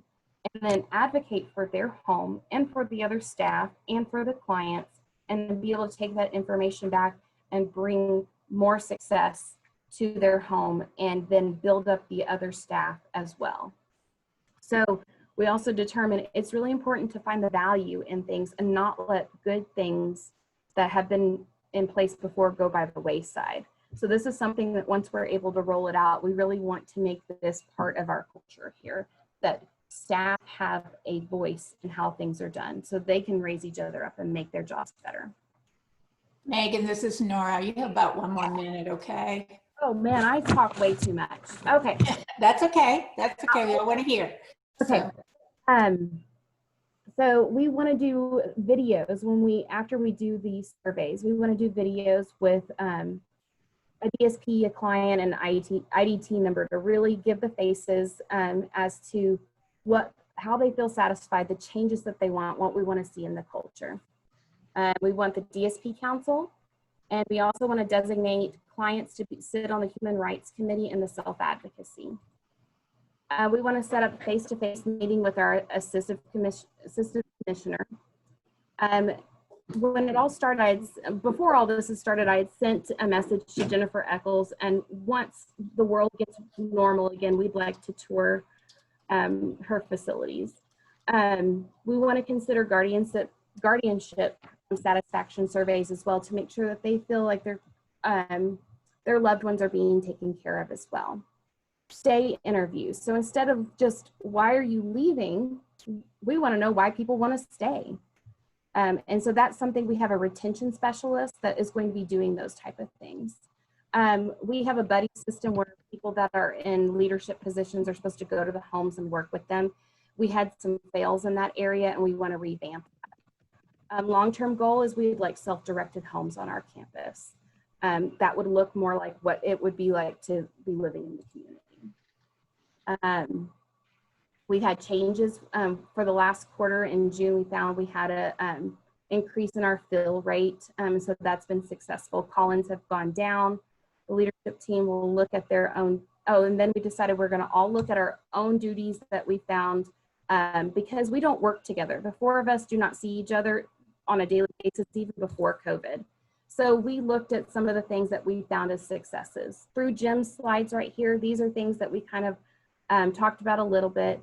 Some of his ideas he wanted to do are going to be turned over to the retention specialist to really get in there and work with DSP on why they call in and what we can do as a facility to help. We've done lots of different things with parades and cookouts, water events, recreation, sidewalk decorating, and we're going to have booths for, because they cannot go to the fair here, we're going to make booths outside of our buildings as well.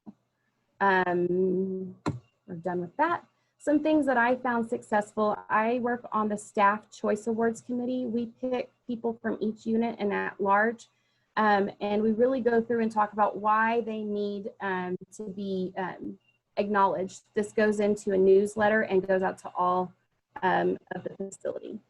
Some of the things I took back from our actual training was ways that I could impact in a meeting on how I write recommendations for goals in their annual meeting. So we are doing an exploration for a client for him to be able to do well checks with the elderly in the community.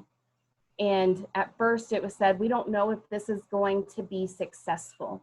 And so we really worked on finding our allies in that to get through the people that were saying, that were the naysayers saying, we're not going to be able to do that. That's not going to be successful. We said, no, we're going to find a way to make it successful, because he finds meaning and wants to actually talk to people. And he said, I'll meet new people this way. I love it. We found a local enrichment center in town that was having difficulties, and I reached out to some of the groups that are on this call right now and provided curriculum ideas. I trained therapists at a distance, which was very difficult, but we learned how to do it. And actually they felt like they were getting excellent feedback, more than when we were in this building all together. So learned lots of good things about how to use our technologies at a distance. And we had in the DOJ document positive discussion about living options. Kelly, HRO attending weekly meetings via teleconferences, so she's still able to do those duties. She has self-advocacy continues. The recreation department, we talked about some of the things we've put in place. And then they continue to hold the Human Rights Committee.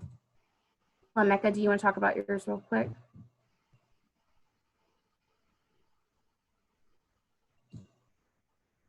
So the behavioral services, we brought on some new staff to help in our department. We brought on 2 behavior coaches. We also hired a behavioral health assistant. We continue to have the behavioral services committee that ensured that individuals' positive behavior support plans were reviewed by members of the behavioral services department, along with other representatives from the facility. It was really important, especially during this time, to really focus on the behavior support plans because of what the individuals were going through as far as dealing with COVID and not really understanding what was going on as far as not being able to leave campus, not being able to have loved ones visit, not being able to go participate in a lot of activities that they were used to doing. Also with our behavioral coaches, bringing on 2 new coaches, they are designated staff to provide training and crisis response. So especially during a time like this, which is considered like a crisis for us on the campus, it's important to have staff available to assist with those type of issues. And they're available 24/7 to assist staff with crises that individuals may be experiencing. We also had a luncheon for our behavior services department, just as a staff appreciation, because this was a really stressful time that we all are going through at the facility, but especially for our behavioral services staff, because they're the ones on the front line as far as dealing with crisis, dealing with challenging behaviors and things like that. So it was really important that we had some type of appreciation for our staff to show them that they were doing a wonderful job and taking care of our individuals during these crises. That's it.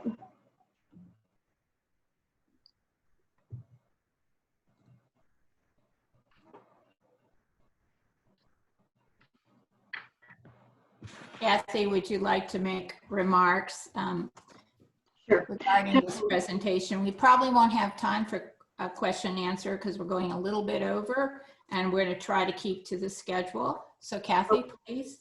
Sure, I think I have like 3 minutes, so I will try to be concise.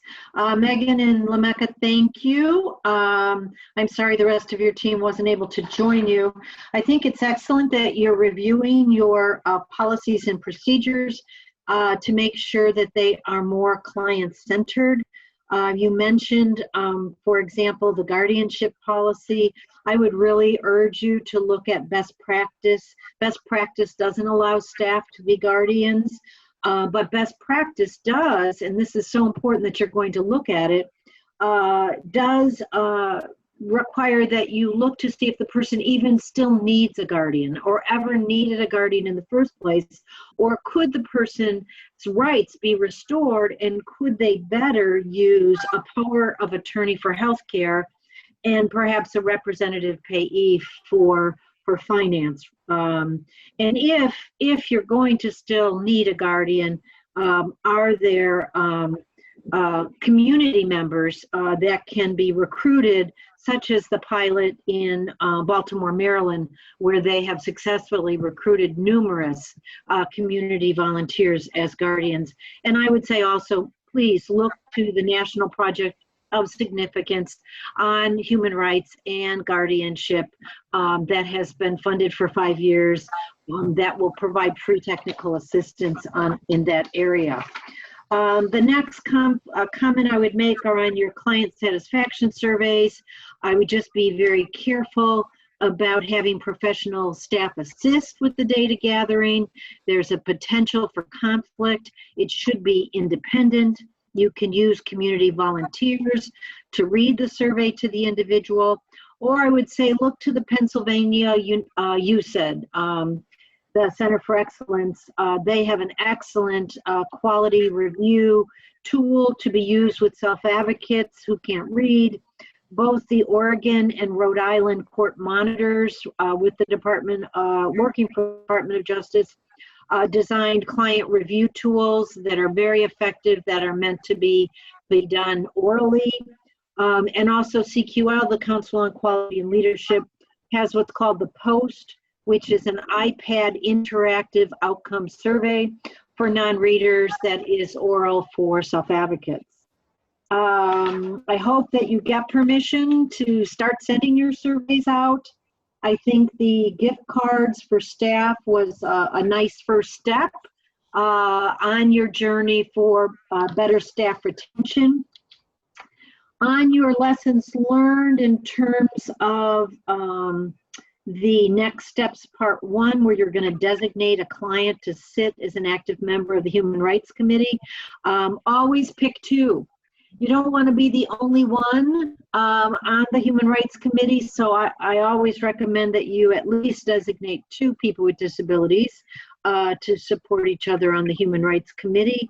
Hopefully you're also looking at, have you transitioned your Human Rights Committee from the traditional Human Restriction Committee to a true Human Rights Committee where all clients are invited to attend their review at the Human Rights Committee, and they're welcome to bring a friend to support them, and they can ask good questions. You've got a long-term goal for self-directed homes on campus. I would encourage you to rethink that and have a long-term goal on self-directed supports instead. Maybe it's just semantics, but they're important semantics. I think it's great. You want me to stop? Okay, I'll just go one more minute. I know we're one more minute. Yep. Yeah, short on time.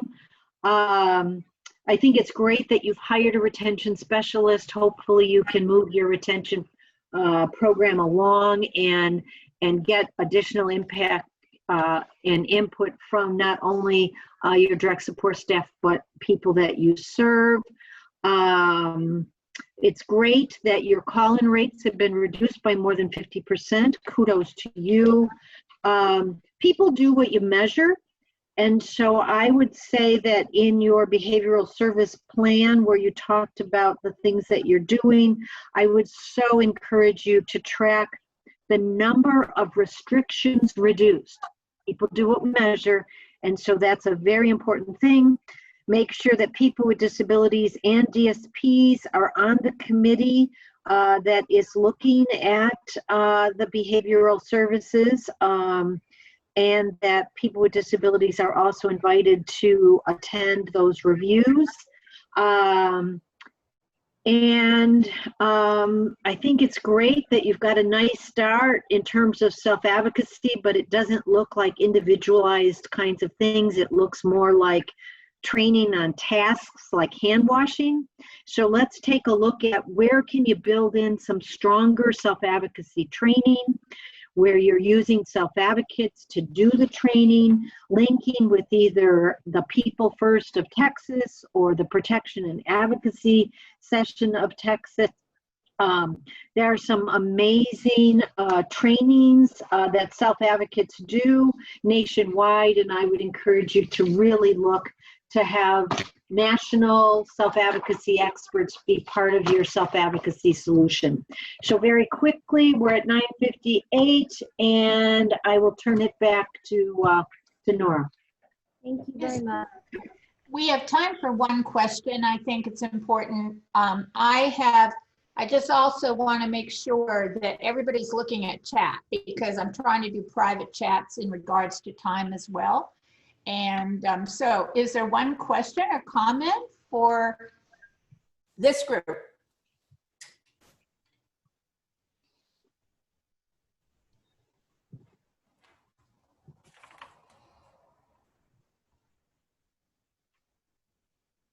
Okay, let's move on.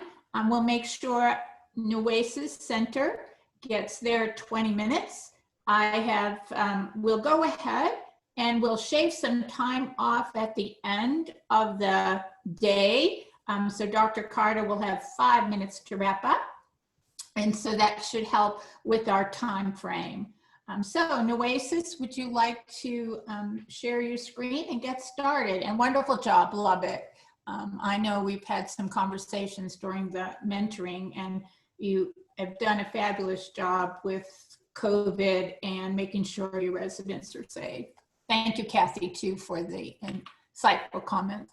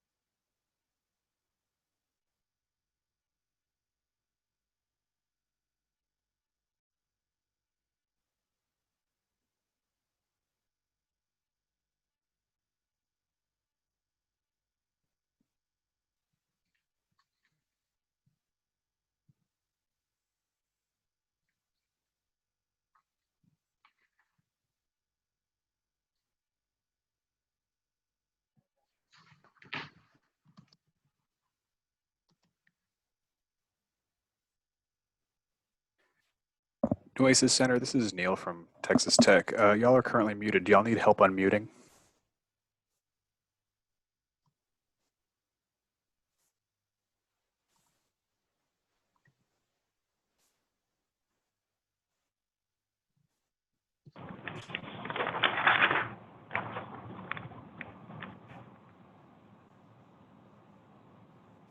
Why would that matter?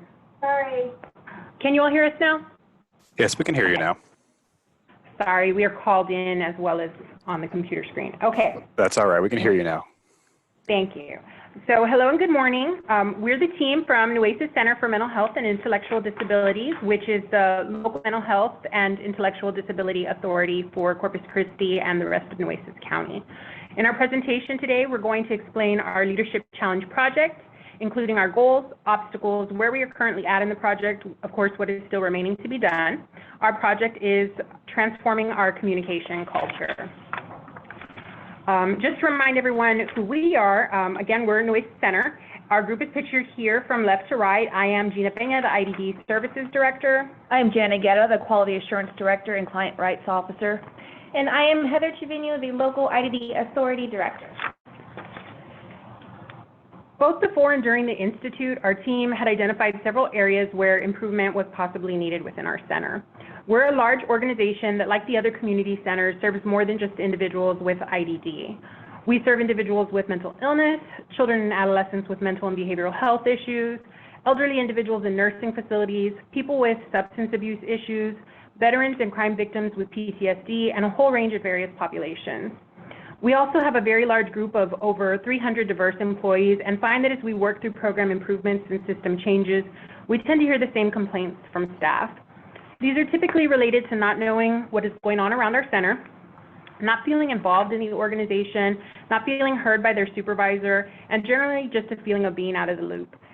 Therefore, we felt it best to work on something that could benefit our entire organization, which is transforming our communication culture. We selected this because we believe that the communication directly impacts everything we do as a center. We also believe that transforming our communication culture will positively impact the individuals we serve. So again, we're working to improve communication within our center, which we believe will improve service quality. The main obstacles to continuing our project, as with everything else going on in the world, has been the coronavirus pandemic. The impact of COVID-19 regulations from the state and local leadership has been massive to our center and how we operate. As everyone on this call knows, it's taken a huge amount of time from organization leaders just to keep our organizations operational and our services moving forward. Projects like this one have been delayed, backburnered, or in some cases given up altogether. However, we do feel the goals of this project are vital to our center, and we do want to continue to pursue our project even beyond the end of this challenge. Outside of COVID, the obstacles facing our challenge have included current culture. Our staff have indicated via survey and often via exit interviews that they feel there is a lack of communication. Staff and sometimes even lower level supervisors have a fear to speak up. This is possibly due to unclear expectations on what information is allowed to be communicated. We believe this can be addressed by improving policies and through training. Also, some staff, despite our policies against it, worry about retaliation, both overt and covert. Personal sensitivities. This can include an unwillingness by some to receive negative feedback. This not only affects the staff, but also supervisors and managers sometimes feel this way as well.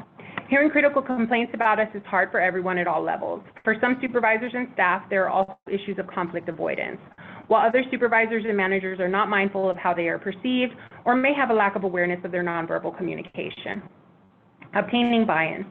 One of the key things we know is that implementing change is not possible without buy-in. For the center's communication culture to be transformed, we are pulling in everyone in the supervisory chain.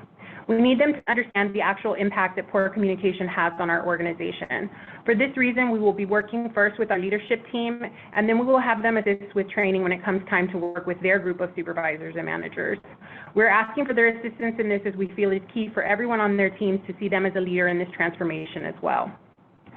Time for and expenses of training. Everyone has a full plate. There have been and will continue to be difficulties in coordinating time for just our group to work on this project. We have to set time aside individually to read books, review recordings of potential speakers, read through and update policy, and it will take a great deal of time to put actual training materials together. Then it will be time intensive for the leaders, managers, and supervisors to participate in the trainings. However, it will be key to have everyone active in this process in order for this transition to occur. Of course, all of this time, all of the materials we will need for the training, which it could include books, assessments, and speakers, will cost money, which for an organization like ours is not always easy to come by. We have looked at ways to address all of these obstacles. For COVID, we've determined that we cannot wait for the disease to magically disappear or for a cure or vaccine to be found. As with our services, we must soldier on in this new environment. This may mean that we have to do most, if not all, of our training online. For culture, we're going to address this through our training. We hope that if we cover this extensively and ongoing, that we will see a culture shift. We are also working to already model much of what we have learned to show our teams and the other leaders in our organization that we walk the walk and not just talk the talk. We purchased USpeak reporting through CARF. Along with USpeak standard questions, we created a survey to determine a baseline for improving communication. The survey was titled USpeak Report Employee Client Survey March 2020.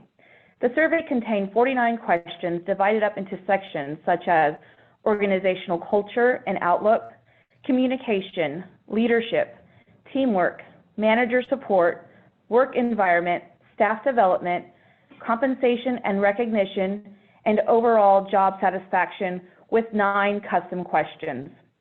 We were able to include 16 questions that were specific to communication in all sections.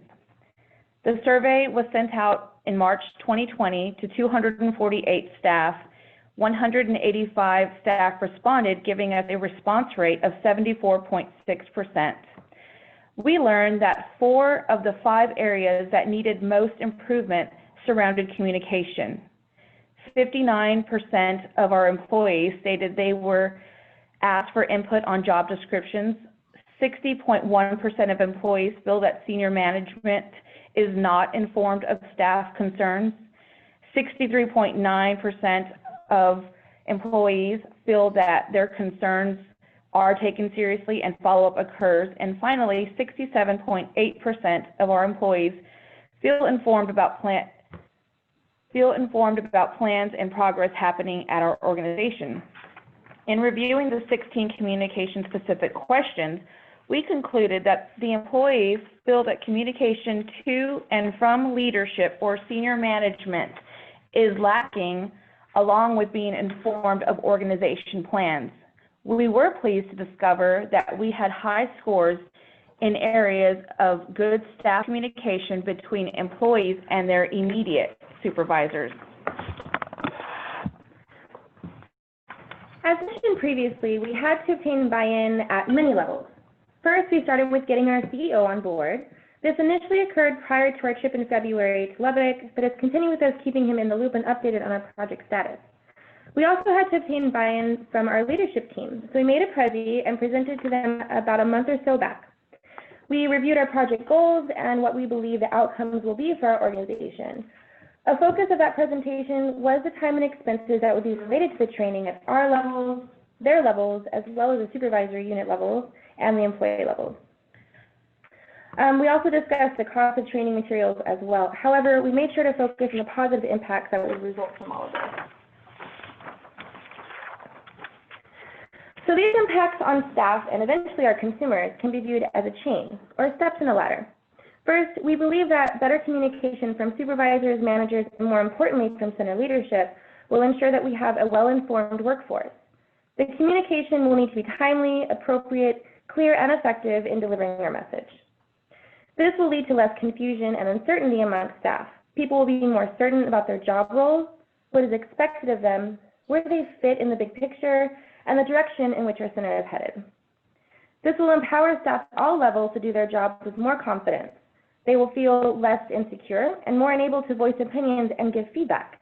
They will also feel more responsible and less likely to pass the blame.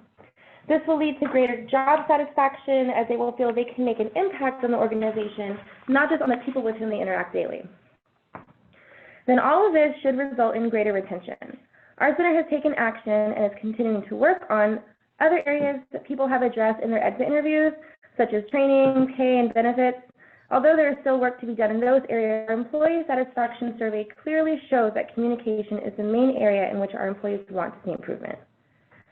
So with greater retention of staff who are better informed, better trained, and hopefully more satisfied, we believe that this will ultimately lead to a higher quality services being provided to our consumers. This will not only impact them as individuals, but their families and our community as well. We also hope that this will prepare our workforce for the changes that will continue to come down the line from state and federal government regarding how we will be providing services in an ever more complex world. For IDD, we hope that staff will be ready to implement changes resulting from us seeking NCQA accreditation, as well as a result of implementing HCBS rule changes when they go into effect. That was the background, goals, and obstacles, and the information on how we sold our team on our project. Now we're going to talk about what we've been doing most recently and where we're currently at. There have already been some changes that have been implemented relating to improving communication. Individually, we've done things like keeping supervision times, updating our teams on project statuses, asking questions related to how we're doing as supervisors, how we could better serve our staff, and vitally important right now, making sure to touch base face-to-face with staff, even if it is by GoToMeeting or Zoom. Our center has also started implementing a few new communication-related changes as well. Our center newsletter now goes out monthly via center-wide email, and it is also printed and posted in locations that staff frequently access. The newsletter includes information about service area changes, staff and program accomplishments, and various projects throughout our center. The quality management newsletter also goes out monthly. Information includes progress towards our continued Joint Commission accreditation, our journey to becoming a certified behavioral health clinic, our progress towards becoming a trauma-informed center, and other quality-related information. Our center also now has commercials on local TV channels. These update the community on what services we offer, how they can access services, various fundraising events we have going on, and other important topics. We're also expanding how we reach out to the public. We have several bus bench advertisements that give information on accessing center services. We felt this was a good way to reach out as many of our community members access public transportation. Furthermore, we're working to improve our social media outreach. We now have Facebook, Instagram, and Twitter pages. Our marketing and communications personnel work to keep these pages updated with information about center services, info about other partner agencies, and important information from Health and Human Services. As we noted, there were some delays in our project, mostly related to COVID. And so when we were offered the opportunity to work with a consultant, we jumped at the chance to work with Jesse Smathers. Jesse is a licensed clinical social worker who is an established and forward-thinking expert in home and community-based services for people with intellectual and/or developmental disabilities. He has held various positions in the behavioral health field, ranging from direct care to organizational leadership. Jesse is also a graduate from the 3-year North Carolina Advancing Strong Leadership in Developmental Disabilities program offered by the National Leadership Consortium on Developmental Disabilities at the University of Delaware in 2011. He has over 25 years of experience working to improve services for persons with IDD. Jesse also has significant experience working as a mental health and substance use disorder counselor. Jesse is currently employed by VIA Health as a Community Relations Regional Director. His efforts at VIA have included leadership of the 3-year Supported Living Making a Difference initiative and VIA's organizational efforts to address the opioid crisis.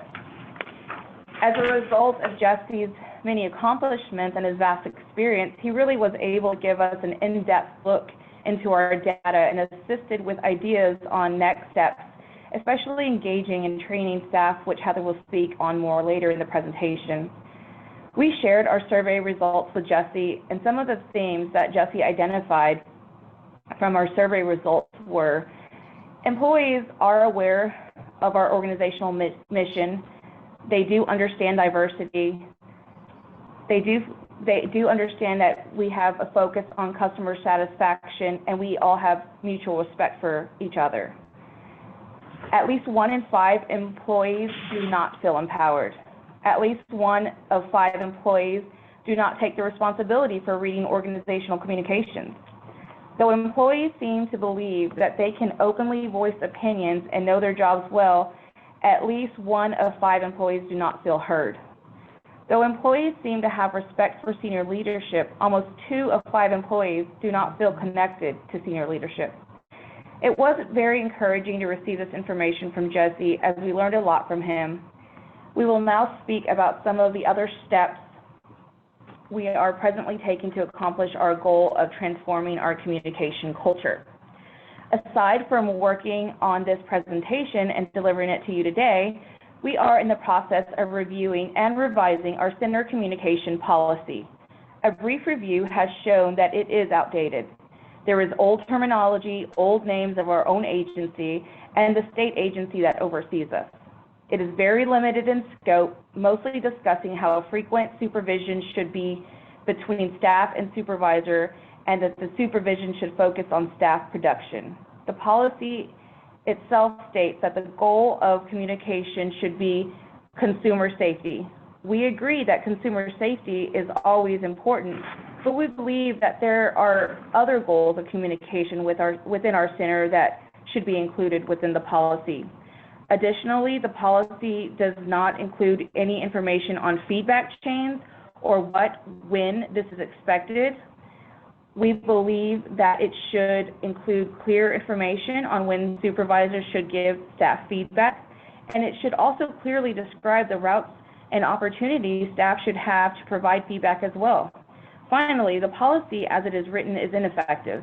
There are several items within the policy that would be very helpful and positive if they were actually followed, but they are not. We would like to include in the policy a requirement for regular review and updating. Additionally, we would like to update supervisor, manager, and director job descriptions to include reference to the following communication policy. So as mentioned previously, one of the next steps is going to be to develop and refine a training program for our supervisors and managers.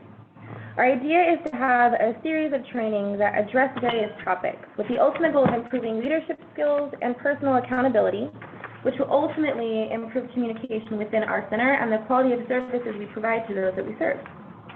While we are still working to develop our training program, we have identified some useful training materials that we could use. So first, of course, we would like to include some of the knowledge and tools we gained at the Leadership Institute. So specifically, we want to share the message included in the Leadership Challenge by James Kouzes and Barry Posner.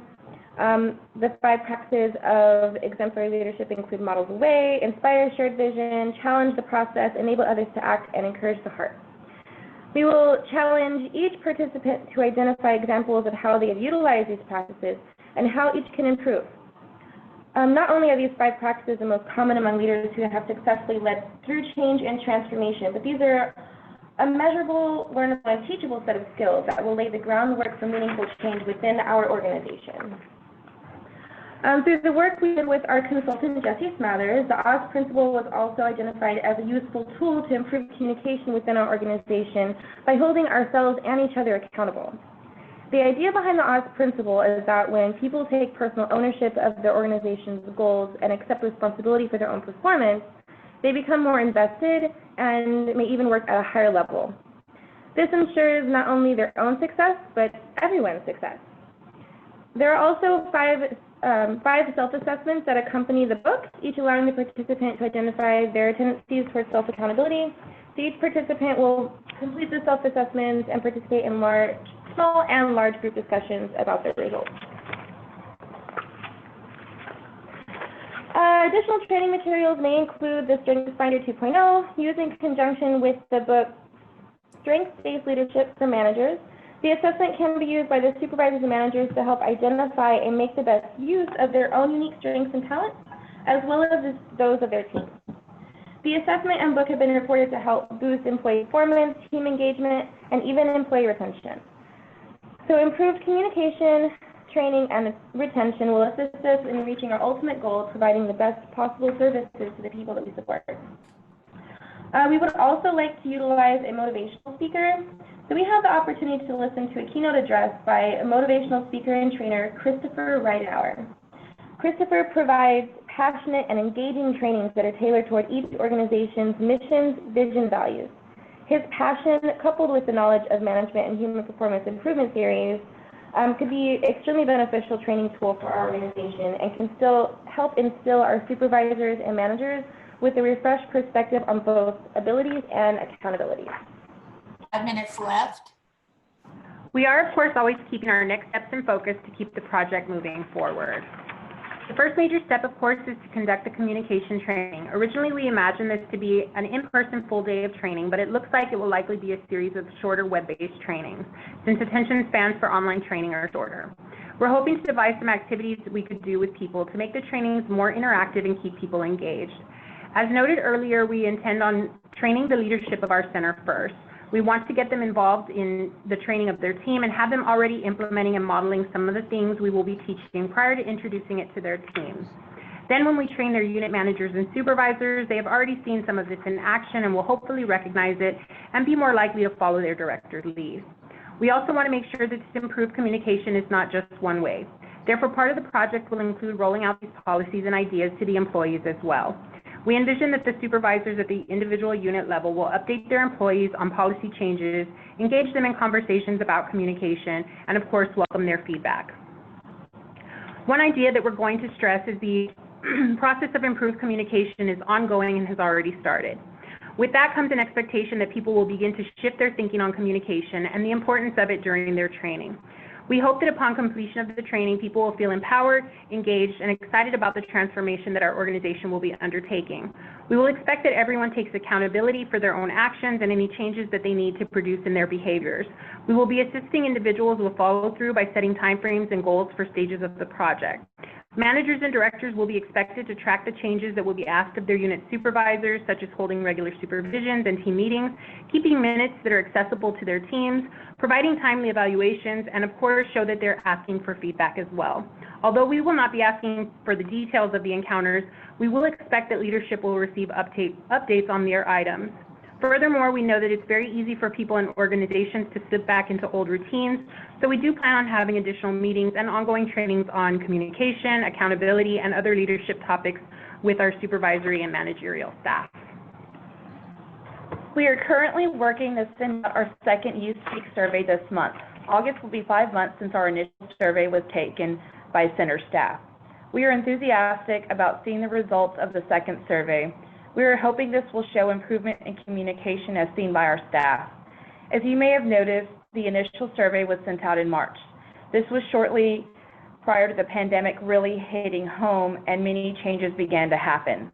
As leaders in our organization, we definitely saw an influx of information from state and national levels of how we should conduct business during the pandemic.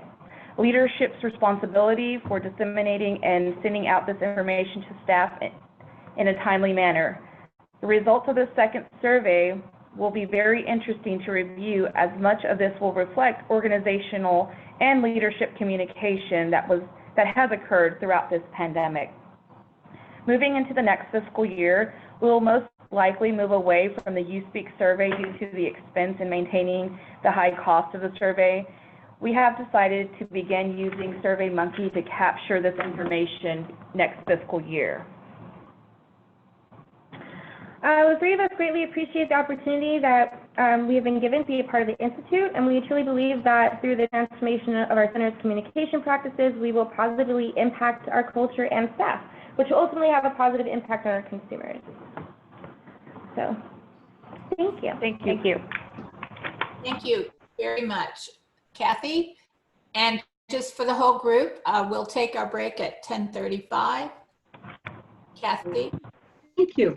Thank you, ladies. Excellent presentation.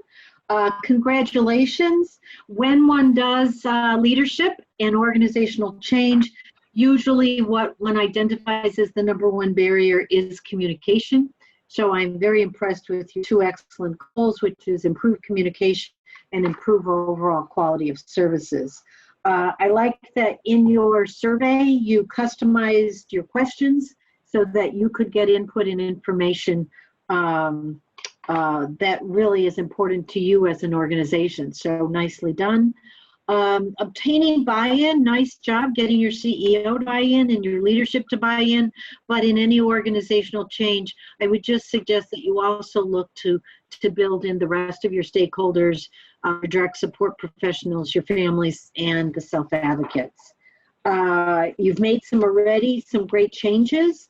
I'm always excited to see that one has a center newsletter, and then I'm thinking QM is probably a quality management newsletter, but a couple things you might want to think about to enhance that is sometimes we're finding organizationally that if you have like a topic of the month, either best practices or revised policies, where you then tell a story throughout the course of the rest of the newsletter, that goes quite well and assures that people read beyond the first headline.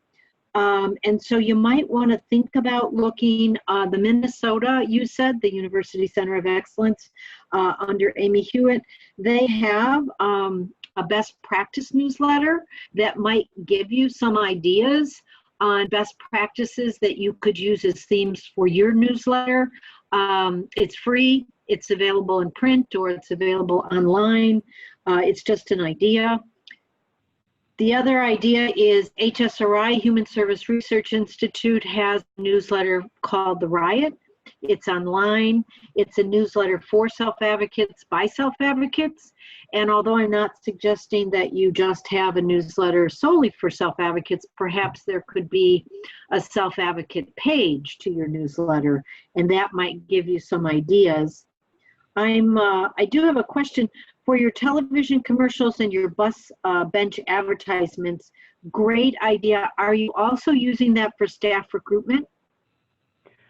Yes, we are, for both. Great, good thing to do. I'm always pleased to see an organizational change. You're reviewing and revising policies. Sometimes policies can be 10 years old. As you do that, I would just ask you to make sure the focus is on bringing the level of the language down to a level so that all staff can understand them when they read them. Is that going to be part of your review? No, but that's a very good suggestion. Thank you. Okay. Training materials, I love your training materials. The only thing I might suggest is that you might also think, if you have time, and I know with COVID, no one's had time for anything other than safety, but perhaps some training materials for direct care staff and training materials for self-advocates. The one I might think you might want to take a look at is Stephen Covey's Habits of Highly Effective People. Covey has allowed Tia Nellis, who is a national self-advocate, who's currently with TASH, to adapt it for self-advocates, and she has created a curriculum of 7 habits of highly effective people adapted for self-advocates. So it's just an idea, something to take a look at. In terms of your implement changes, how to get started, well, you've gotten started, and that's great. And I like that you have a follow-up loop. I love that you're tracking your changes. I think SurveyMonkey is a good resource for your next step survey. It allows people to feel a little more anonymous. And it's quick to do. You know, you go on, click, click, click. You can either take it. You can also offer a printed version for people who don't have access to computers. But I think the other is what will you measure? That's so important. And one of the things that I always ask people to think about when they're doing organizational change, especially if their focus is communication, which yours is for your monthly management meetings, what is your typical first agenda item?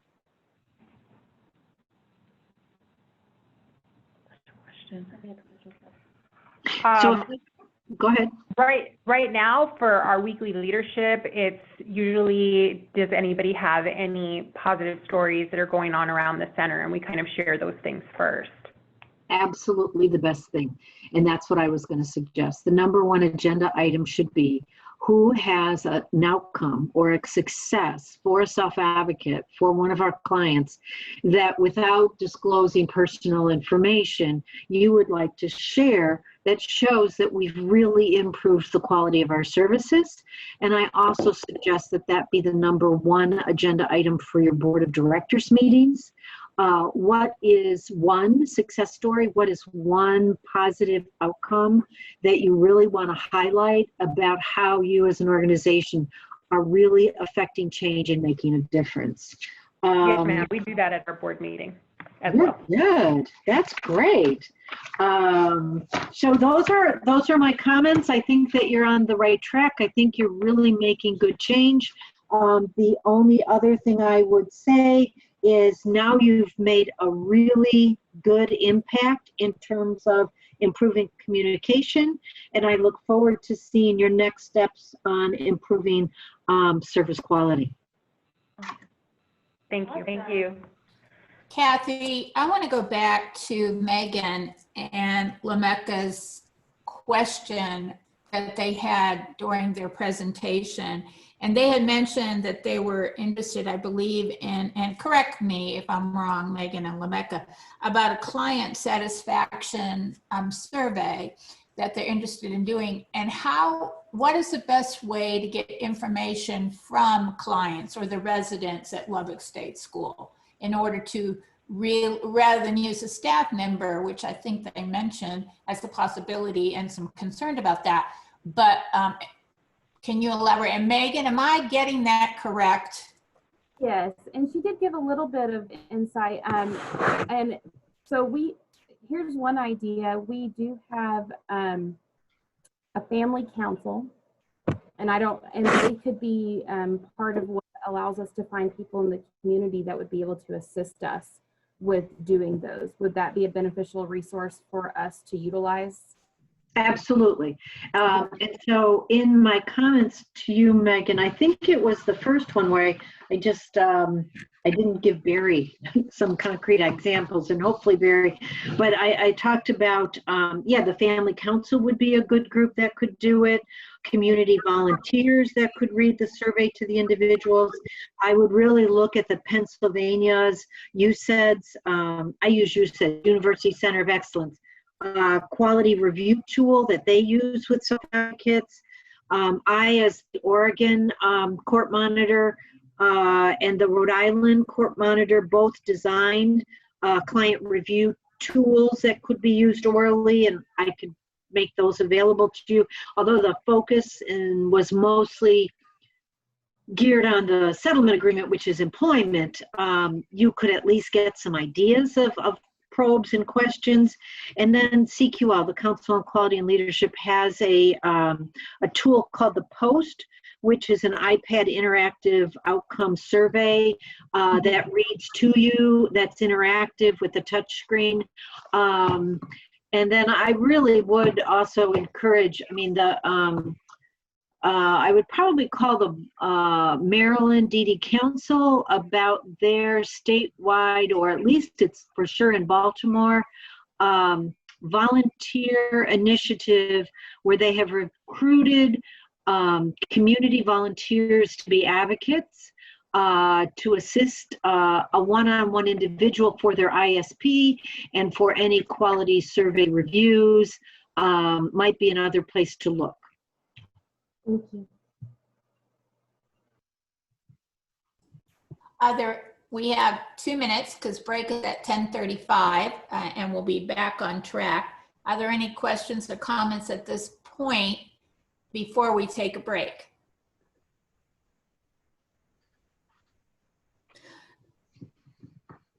Spindletop, can you tell me the best way to let you know about time? Is chat okay? I have 2 screens, so I can see pretty well what's going on, but I don't know if everybody else can. So what would be the best way to let me know you have 5 minutes and then 1? I can watch it's easier for me to see you and not the chat screen. That's fine. Okay, so let's take a break until 10:45.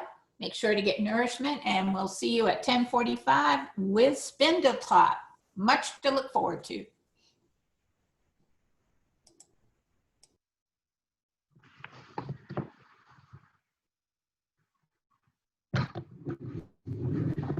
Nourishment, and are ready to go again. And I noticed that we did have a comment from Golf Co-Center here. Great information.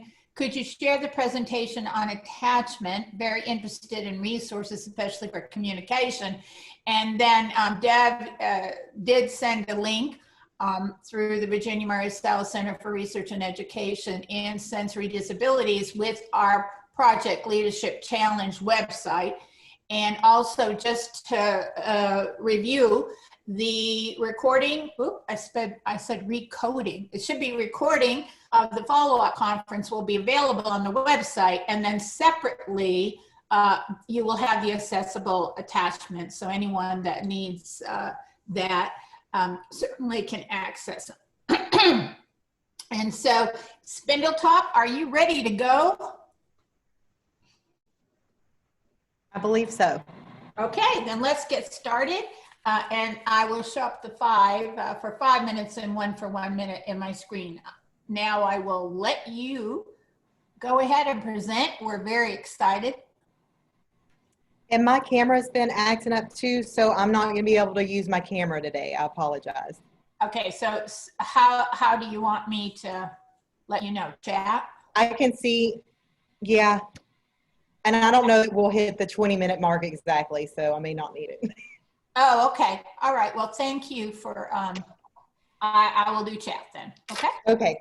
Thank you. Good morning, everybody. Holly Burrell is part of our team. She's our CEO. My name's Monica Zock. I'm going to be presenting today. Nikisha Coates is also a member of our team. She's the internal waiver auditor for IDD services. And Erica Turner is part of the team as well, and she is a service coordinator supervisor for the Texas Home Living Program at Spindletop.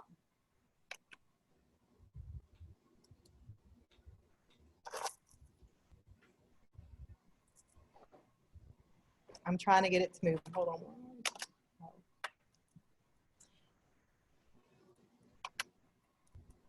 Okay, so when we met in February, our group developed a two-pronged approach to changes that we wanted to make in our agency. We first wanted to begin with the discussion of moving towards developing services that provide more community inclusion for the individuals we serve.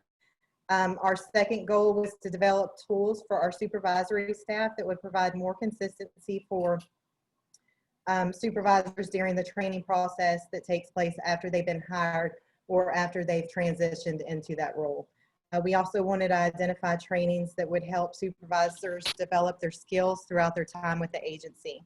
So in order to begin the first process of the discussion of inclusion, we thought it would be best to ask our individuals that we serve with the IDD, our executive management team, staff and IDD services, and families of the individuals to complete the class survey. I believe Stacy sent out. The survey will serve as our pre-test, post-test for reviewing if the trainings we're having and if the discussions we're having with everyone involved in inclusion has positively impacted people's perspectives. The survey was modified a bit by reducing the number of questions that would be answered by the respondents. We felt that reducing the number of questions in the survey would encourage more participation, and the questions that were removed were identified as not being as relevant to the services that we provide for the individuals we serve.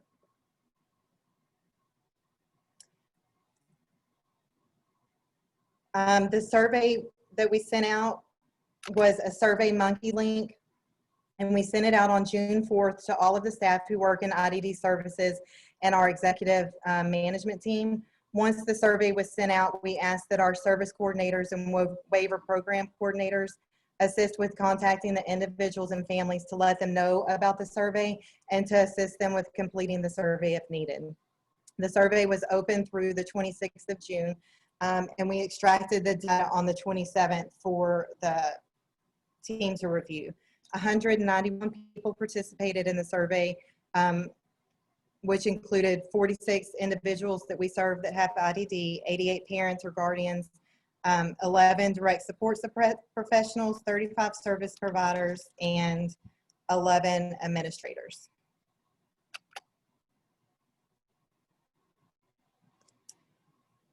So of the 191 participants, we identified 30% as having 0 to 10 years of experience, 28% had 10 to 20 years of experience, 18% had 20 to 30, and 24% had more than 30 years of experience. And those were likely parents and our executive team that's been here, our directors that have been here for a while.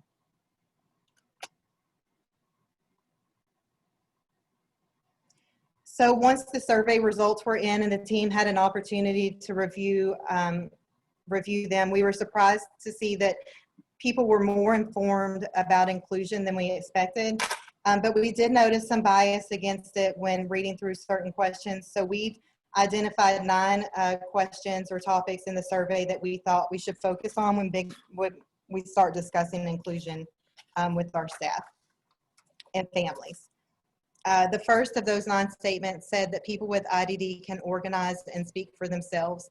While the majority agreed with this statement, we noticed that 41% of the respondents disagreed, which we thought was high, and we would like to see go down in the future.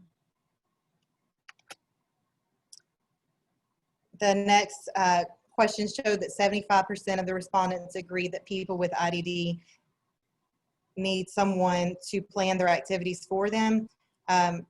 We thought that this was a bit shocking because our team is aware that people with IDD can and should plan their own activities, and we encourage that through our annual planning with them and throughout the year when working with them.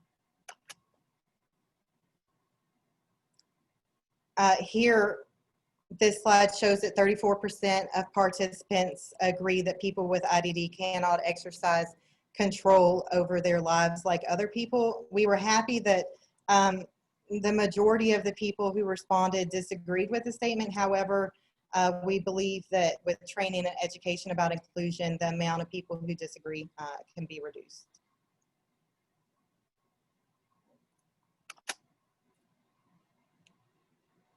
And so 71% of the respondents for this question agreed that shelter workshops for people with IDD are essential. This number shocked us a bit, but after reviewing the demographics of the individuals we serve, we noticed that many of the people are at least middle age and have received the services in the shelter workshops or our day programs for the majority of their adult life. Their parents are also older or elderly, and so they, over the course of years, have just felt that this is the safest environment for their loved one when they go to work or when they're taking care of household tasks during the day.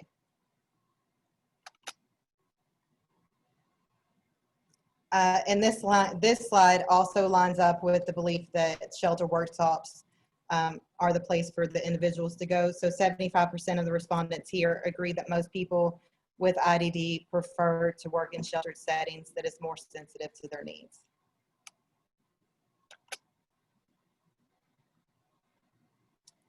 And the results for this statement also stood out. 48% of the respondents here disagree that the opinion of a person with IDD should carry more weight than those of family members and professionals in the decisions that affect them. We believe this number is high, and the opinion of the people we serve should be our priority when serving them. We also felt that the percentage of respondents who agree that people with IDD should live in a shelter facility because of the dangers of life in the community was high. 43% of the respondents agreed with this statement, and we hope that this number will decrease after more information about inclusion is provided to the individuals we serve, as well as staff and their families.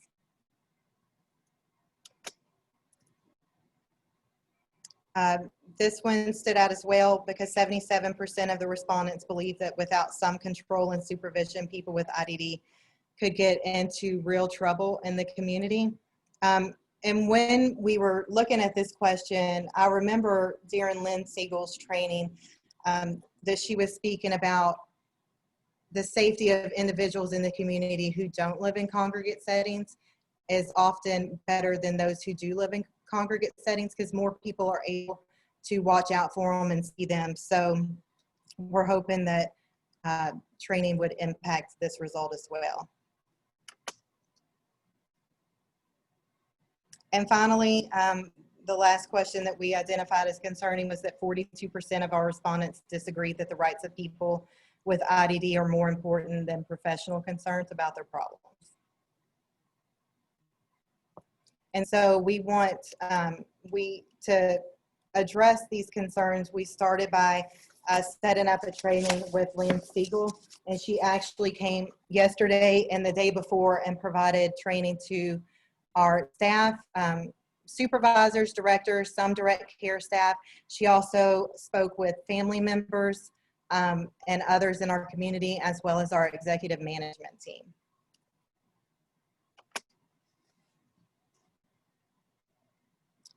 So while we plan to continue to focus on the inclusion portion of our challenge, we also plan to continue working on increasing consistency and supervision among departments by increasing accountability and updating job descriptions that include the same supervisory tasks for all supervisors across the agency. And we'd also like to identify a pool of candidates for supervisory positions within the agency so we can promote from within.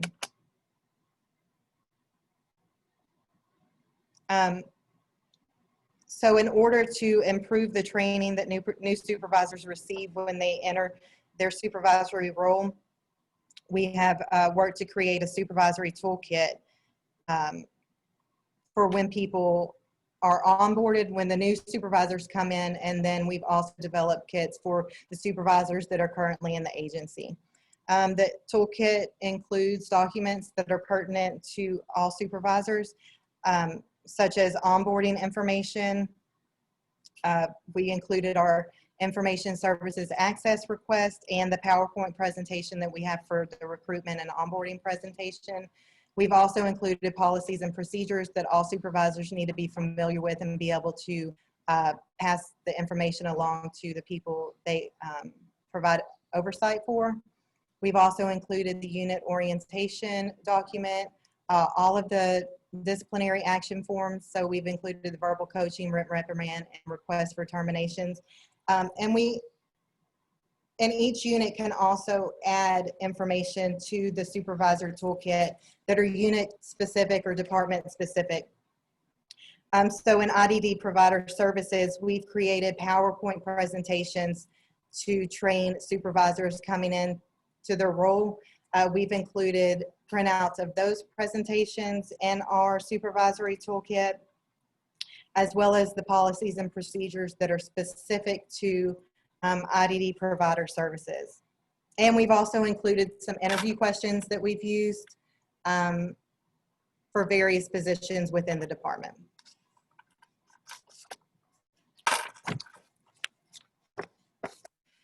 We've also worked to develop a list of resources for training opportunities.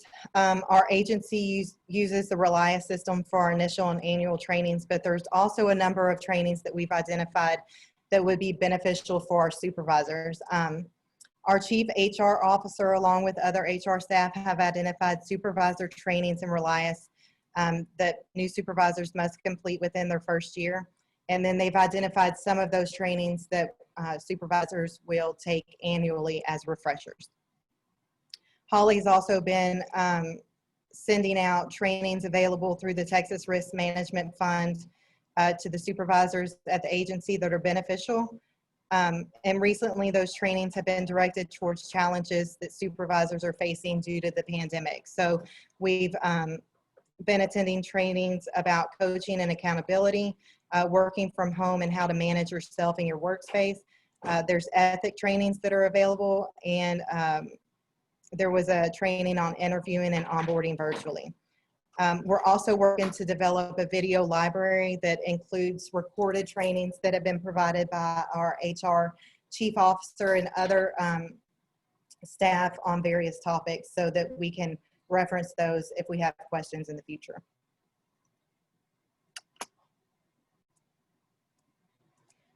Holly and members of the executive management team are or have been working on revisions to supervisory job descriptions. They've developed a new structure for them, and there's a section that includes supervisory tasks and that will be used across the agency for supervisor roles. The updated job descriptions will provide more consistency and supervisors knowing the expectations for them. 4 minutes left. We also wanted to share some of the supervision and leadership behaviors that were included. So all supervisors will be responsible for conducting job evaluations for assigned staff and should provide valuable and meaningful feedback. They will also be responsible for scheduling trainings for their staff and providing opportunities for professional development. Supervisors will also be responsible for ensuring that staff are punctual and that their time is monitored for accuracy. They're expected to be accessible to their assigned staff and should keep staff informed of changes not only within the departments, but within the agency as a whole. Supervisors are also expected to apply the performance improvement process, and we require them to use the +1 approach when meeting with staff to review those.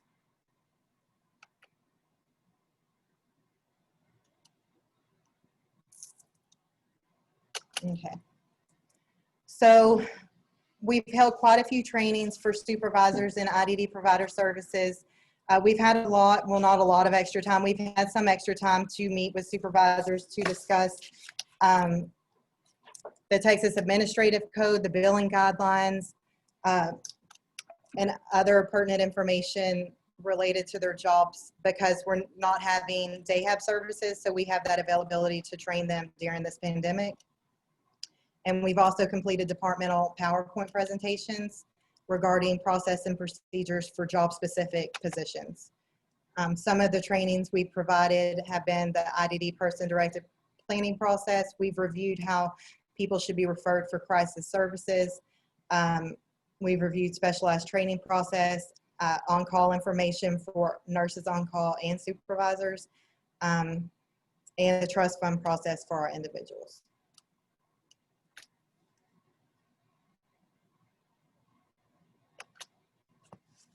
And like I said, we recently had the training with Lynn Siegel. She came yesterday. She's amazing. And we're going to be sending out the post-test class survey in the next couple of days to get feedback regarding her presentation and to see if any opinions or perceptions of inclusion have changed.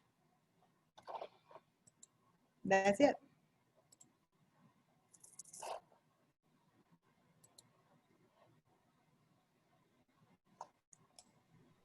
Kathy, turn it over to you, and any questions or from the audience as well.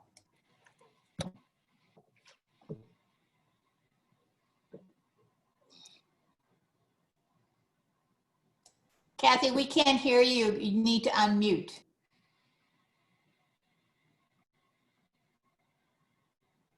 Can you hear me now? Yes. Okay. Monica, great job. Spindletop Center, nice leadership challenge. I like your two goals, increasing inclusion, and of course, always tools for frontline supervisors are essential to this kind of work that we do. I'd like to give you some positive comments about your survey. It was thoroughly inclusive, which is great. It was comprehensive, and it will provide you with good baseline information. I was a little surprised that only 11 direct support professionals completed. Do you know why? No, we're not sure. We sent them out to everybody, so we don't know if some people answered under service provider or we're not sure. Okay, that would be a question I'd probably take a look at. Could they not access a computer to do SurveyMonkey, or was there some other reason, or did they go into a different category? And I assume you're going to do it again. Yes. The other thing I would suggest is I too was surprised by some of the responses to the data, to the questions. What you might want to do is it might skew your pre and post survey data, but you might want to utilize your partners here with you today from the university. Partners at the university have incredible expertise in survey design. Some of your questions, in my opinion, are leading questions that are easy to correct, that may have given you a bit of skewed responses if you had worded the question differently. Does that make sense? Yes, ma'am. Okay, so like people with IDD need someone to plan their activities for them. You could easily reword that and it would be, I think, a little cleaner in terms of your response. I'd probably suggest that you have an employment question to balance the shelter workshop question, because you might be surprised, but like I said, survey design, the university, they're your friends, they're your partners. Now, I get it, increasing consistency among departments. I would say increase consistency among departments as it relates to policy implementation, but then I'd add another dot point to increase creativity across departments to look for new ways of doing business. I like that you're promoting from within. That's excellent. Now I could just, I just got to review your PowerPoint and I'm just meeting you, but in your supervisory toolkit in slide 15, good first start. But I'm just wondering why disciplinary action is number one. That would should be something that discipline should be consistent, but for frontline supervisors, there's so many other things that we want them to focus on, like staff retention, communication, enhancing quality of services, and disciplinary is important, but I wouldn't list it first. The other thing I would do is I never recreate the wheel. So there's a number of frontline supervisory tools out there, and one that you might want to look at, not necessarily to buy or to use, but to get some ideas, is the College of Direct Support's Frontline Supervisor Training at the University of Minnesota. It's pretty well done, and it might give you some additional ideas to supplement what you're doing. Let's see. I'm glad to hear that you're focusing on performance evals. They're so important. They're so important before the first 30 days is up. They're so important quarterly, and then they're, of course, important annually. Do you do 360 reviews with any of your staff?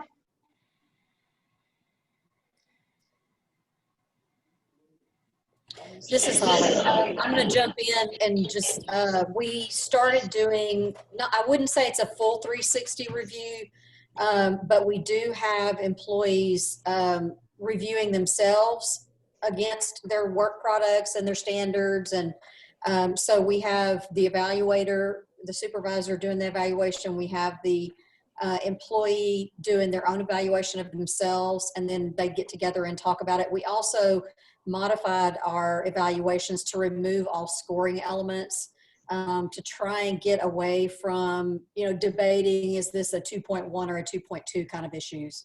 Yeah, We great. did that. It sounds like you're We on the did right that about- page then. Yeah, about 6 months ago we made that change, and it's been really good, and it's made for some interesting and I think more helpful performance evaluation conversations. And the agencies that I talk to who feel best about their evaluations have separated the actual performance review and the narrative, as you did, from a points thing, but also separating it from what or do you get a salary increase. That's a very separate meeting, a separate time, so that it's a meaningful discussion. So good for you. On slide 19, you may do this, but it wasn't clear, so I just made a note where you said the supervisor is accessible to assigned staff.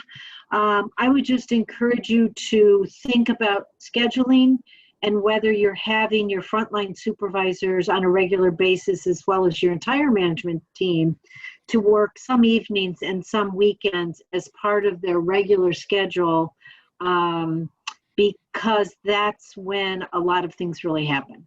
Do you do that? Yes, we do. All of our supervisory staff is available on evening and weekends. Well, it's not a routine thing, but when there are issues and they need to be reached, they're available.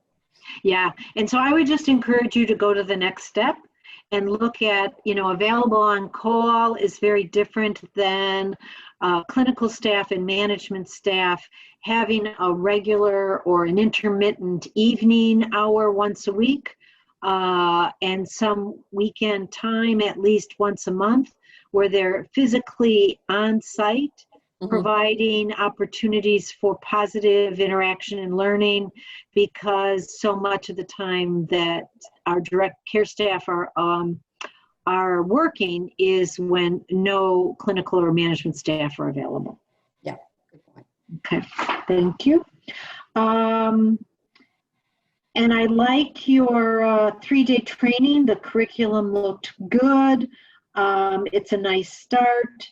And I think the other thing I might add is measurement of success, measurement of outcomes. How do we, as an organization, measure that we're making a difference in the lives of people? Are you doing that? We have our annual surveys that we send out in our HCS and Texas Home Living programs that ask questions in regard to their satisfaction with surveys. And we also have monthly calls that we make to families and individuals to ensure that they're happy with the services they receive. So we make sure to contact people who receive employment services, day hab, residential services. So we try to reach out to families in each service area monthly to make sure that they're satisfied.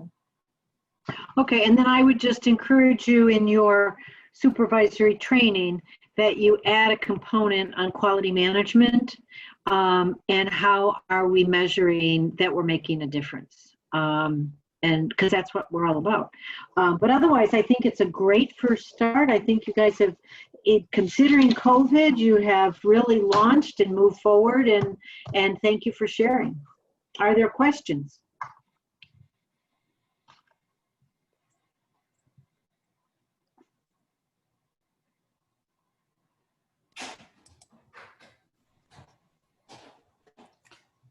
With no questions or comments, Summerhouse, are you ready?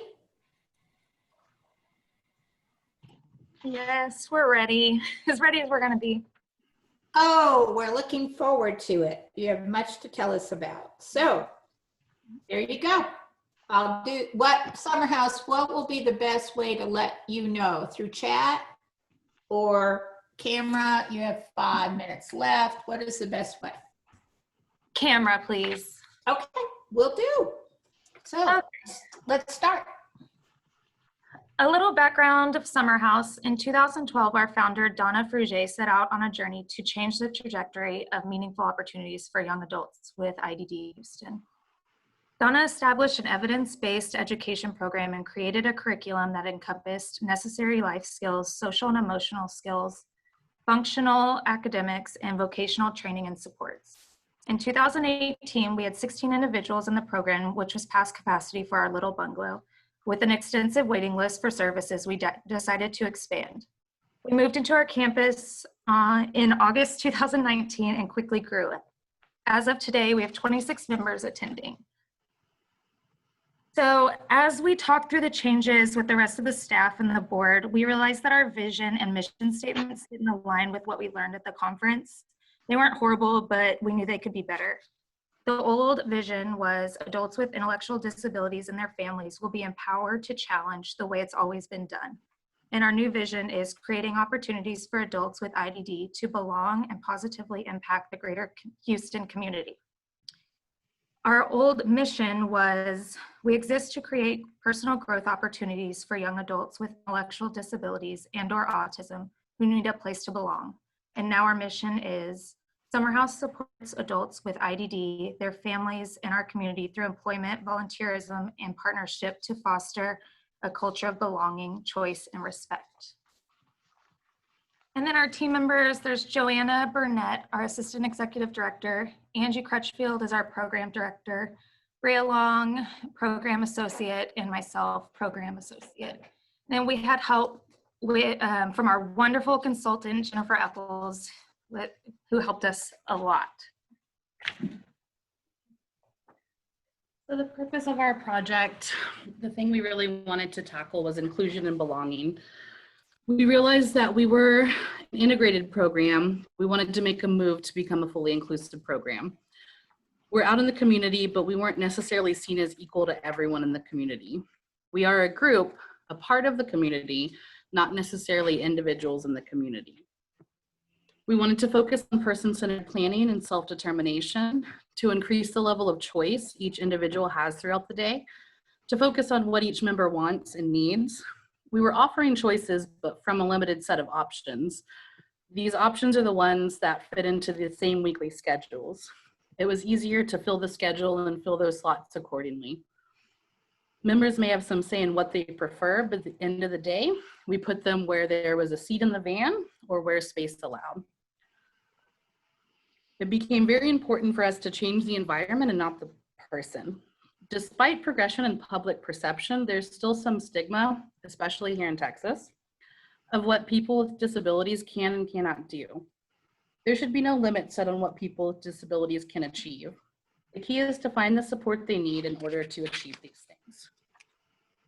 We also set out to focus on employment first. Previously, members were going through training at volunteer sites before we would even look or consider them for a job. We are preparing members with the work readiness model. We had an underlying belief that members need to prepare to be ready for work through vocational training or volunteering.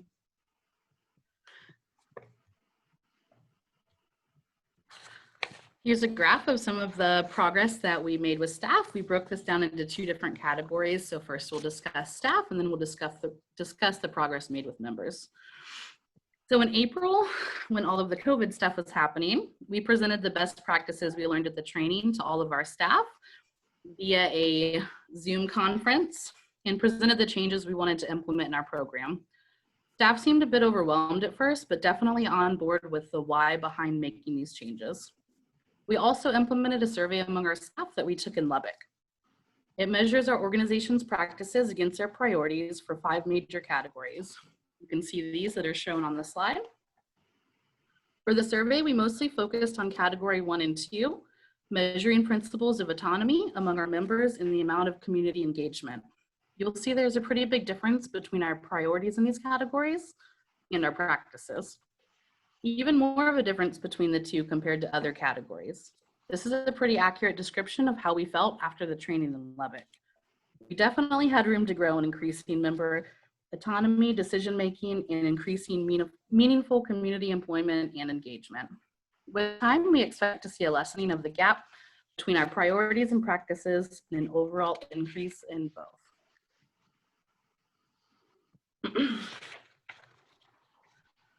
So we created an interest survey broken down into 10 categories, and this is all about our progress made with members.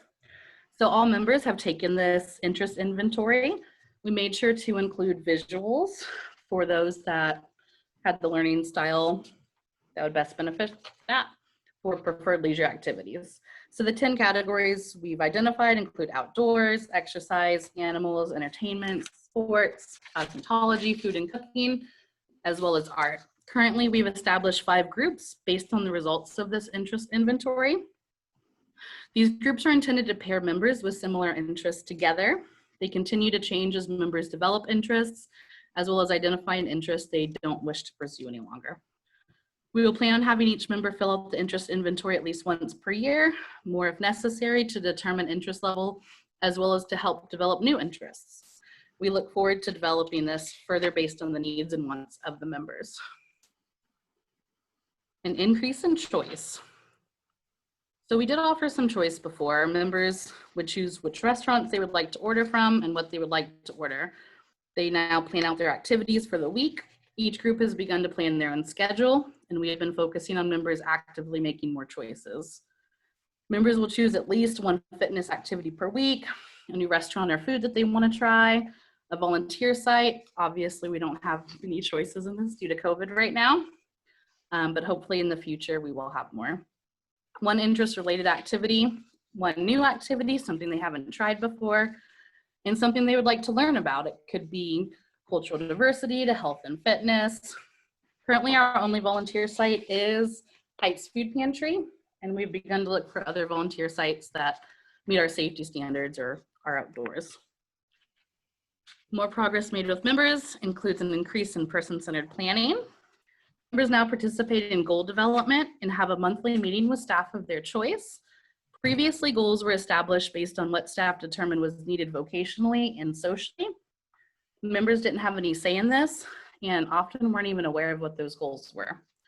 They now choose the meeting time, the agenda, what they want to discuss. They go over their individualized life plan, current goals, new goals, discuss anything they may want to change, add, or delete, anything they want to improve on, ideas, questions they may have, and anything they think we're not doing that they may want to do.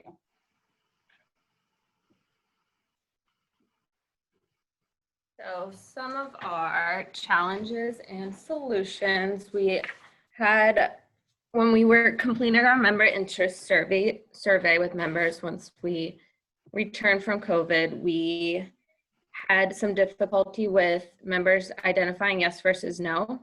And we've seen this difficulty in the past, and we knew it could skew the results of this survey. And there was also some members that did not understand or have not yet explored some of the interest. We've also seen that change has been tough for staff. Staff now have to plan a weekly schedule, which they were not used to before. Before the change, it was a pretty set and standard schedule for all staff and members. This change brought a lot of freedom, but with that freedom came more responsibility to create intentional yet entertaining planning that includes explorations of interest, vocational training, exercise, and improvements on goals. Staff now have set planning times, usually on Fridays, that they complete the planning with members, and we have created tools for them to complete this as well. Another challenge has been identifying when members should make a choice. So some staff have had difficulty understanding the difference between when everything can be a choice and when we have to guide our members to make a choice out of certain set of choices. So this can be seen when we have a set of volunteer sites or exercise activities to choose from rather than asking them if they want to volunteer or if they want to exercise, so that we help them to continue on the intentional path that supports the mission of our organization. We also have seen a lack of community opportunities due to COVID. I think we all have experienced this. So as Angie said, we are currently volunteering only at the food pantry, and as of yesterday, we have returned to the Houston Food Bank. We are exploring different types of interests that is still safe for our members, including outdoor activities, parks, art, job skills assessments, and more. And we also have a variation in our groups and how determining the solutions can be difficult. So it's majority rules or one person makes the choice. We still don't really have a clear answer to this question, and it definitely differs in different choices or in different situations. We also have a lack of separate rooms at our current location. We have a very big building, but it is pretty open. And as we have tried to go to small groups, we definitely have seen that this has been hard to accommodate our needs. So we've started to utilize space outside of summer house, outdoors, parks, and obviously once we are starting to go back into the community, that will definitely help with this. Transportation has been an ongoing difficulty for us. We're currently utilizing Harris County Rides, which is a program sponsored by the city that supports those with disabilities. It utilizes yellow cab taxi services and covers half the cost. And then we are responsible for covering the other half of the cost when it's transporting one of our members that is out at a job site and coming back to Summer House for our program. We also have had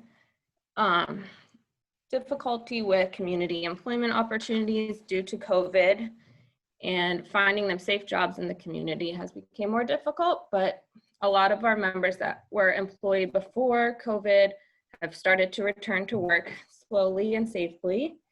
And we recently have had a few clients that have new employer opportunities at Enterprise and FedEx. And virtual education is definitely a difficulty, I think, for all of us, including our members. So we've been utilizing job coaches to assist with virtual trainings for the employees. And another big difficulty for us is our on-site enterprise, which is Shred for Independence. We have, after the conference, we reflected back and we realized it's not inclusive. Not all of our members that work there are paid. And but we do know that it is a beneficial site for new members to complete assessment and to begin their volunteer process. Our consultant has provided us with different options for this, and tomorrow we do have a staff development day, which is this will be our main focus.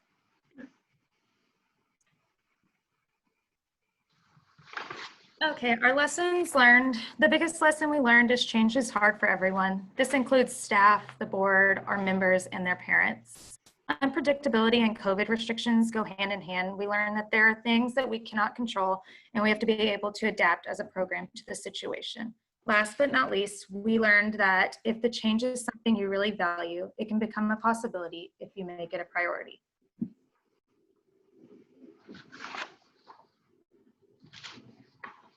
Alrighty, so next steps for us.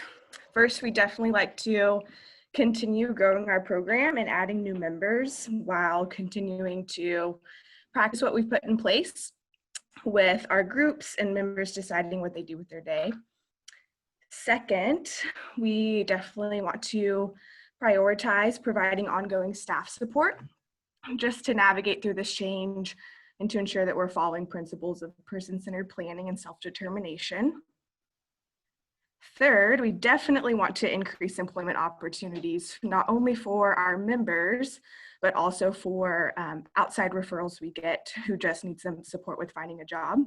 Of course, this has been kind of put on hold or at least slowed down because of COVID, but we do now have a dedicated employment staff. We have 2 staff members that are fully dedicated to working on employment to try to increase this. We also, of course, want to keep working on developing more community opportunities for our members, like finding more volunteer opportunities, classes or events, anything to do in the community that members are interested in. And then going hand in hand with that, working on developing natural supports there so that members who might be really interested in that activity could continue to do so with less staff support. Like Bria just said, we definitely want to address shelter dependence, which we'll do tomorrow.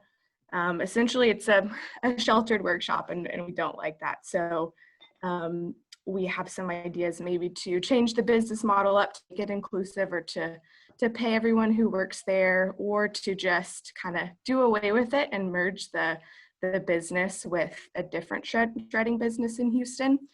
And then, so if we have a couple of members who are really interested in shredding professionally, so maybe working with the business to where those members can work at their business instead of on site at Summer House. And that was the wonderful idea from our consultant, Jennifer. And lastly, we'd like to continue with our survey. So we will definitely implement a second survey with staff, the same one that we did a few months back, just to see if our priorities and practices have aligned a bit better. And we also implemented a survey with members just to kind of measure their sense of self-determination. And in the beginning, we saw really high rates of them saying like, yes, that they make all the choices at Summer House, but that really wasn't the case. So we think that it might have been just them not really knowing what it looked like to really fully make decisions about what they do at Summer House. So we'll be implementing that survey again to see how that has changed. And the overall impact of the leadership training. Overall, we definitely walked away from the training in Lubbock with knowledge on best practices in our field. And then it's been really impactful to compare those to what our practices are at Summer House, and then deciding what we can do to address that gap. A second thing that we walked away with was that this was a really great team building experience for us to work together on some of these tough issues and then be able to come back to Summer House as a unified voice to try to make some changes. We're definitely equipped with more knowledge and resources and tools to make the changes that we wanted to make through this group, through our consultant, and definitely with the help of the folks at the National Leadership Consortium. And fourth, since the training, we've just noticed that we're constantly checking ourselves and reflecting back on how we provide services and how those align with these new values that we really want to implement at Summer House. And lastly, we now have a strong network of people in our field in Texas and elsewhere that we can reach out to for support. And this has been a really wonderful experience for us, and we're grateful to have been a part of it. I think that's it. Thank you very much. Summer House. Kathy? Okay, thank you, Summer House. Very nice to hear from you. I like your mission a lot. Excellent job. Amazing focus for your project. I'd like to hear about your shift, person-centered planning, shifting from groupthink to individualized supports. which is such an important thing, especially under the new home community-based waiver regulations. For Employment First, you might want to take a look at what Oregon is doing in particular. Their settlement agreement progress notes, their biannual report on employment might have some information that is available, of course, for free on their website about some things you might want to think about trying. In terms of your progress, creating buy-in presentation for staff, excellent feedback loop. You know, you guys got to go, you got to experience this amazing national leadership training, but how nice then that you were able to bring it back and share it with your staff and then implement the staff survey. I like that you created an interest survey. Well done. I would encourage you to make sure that you conduct the survey with individuals at least annually. To solicit member input, there's a couple things you might want to take a look at. In the state of Oregon, on their website, they have a discovery tool, which they're having providers use to find out what kinds of things people are interested in and what they want to do. They've had lots of national experts help them design this discovery tool. It's already been revised 3 times. I think the latest iteration is pretty well done, so it might be something for you all to take a look at in terms of additional probe questions that you might ask as people go forward. The other is they've designed a career development plan. So in addition to an ISP, they have a supplemental career development plan. And so some of those probe questions might help you as well. You talked about the importance of switching from yes/no questions. Excellent. Really, we need to get away from the yes or no.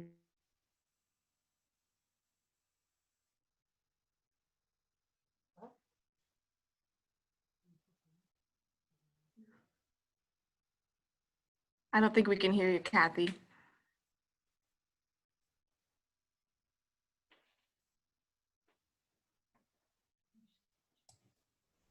We might have lost her. I'm not sure.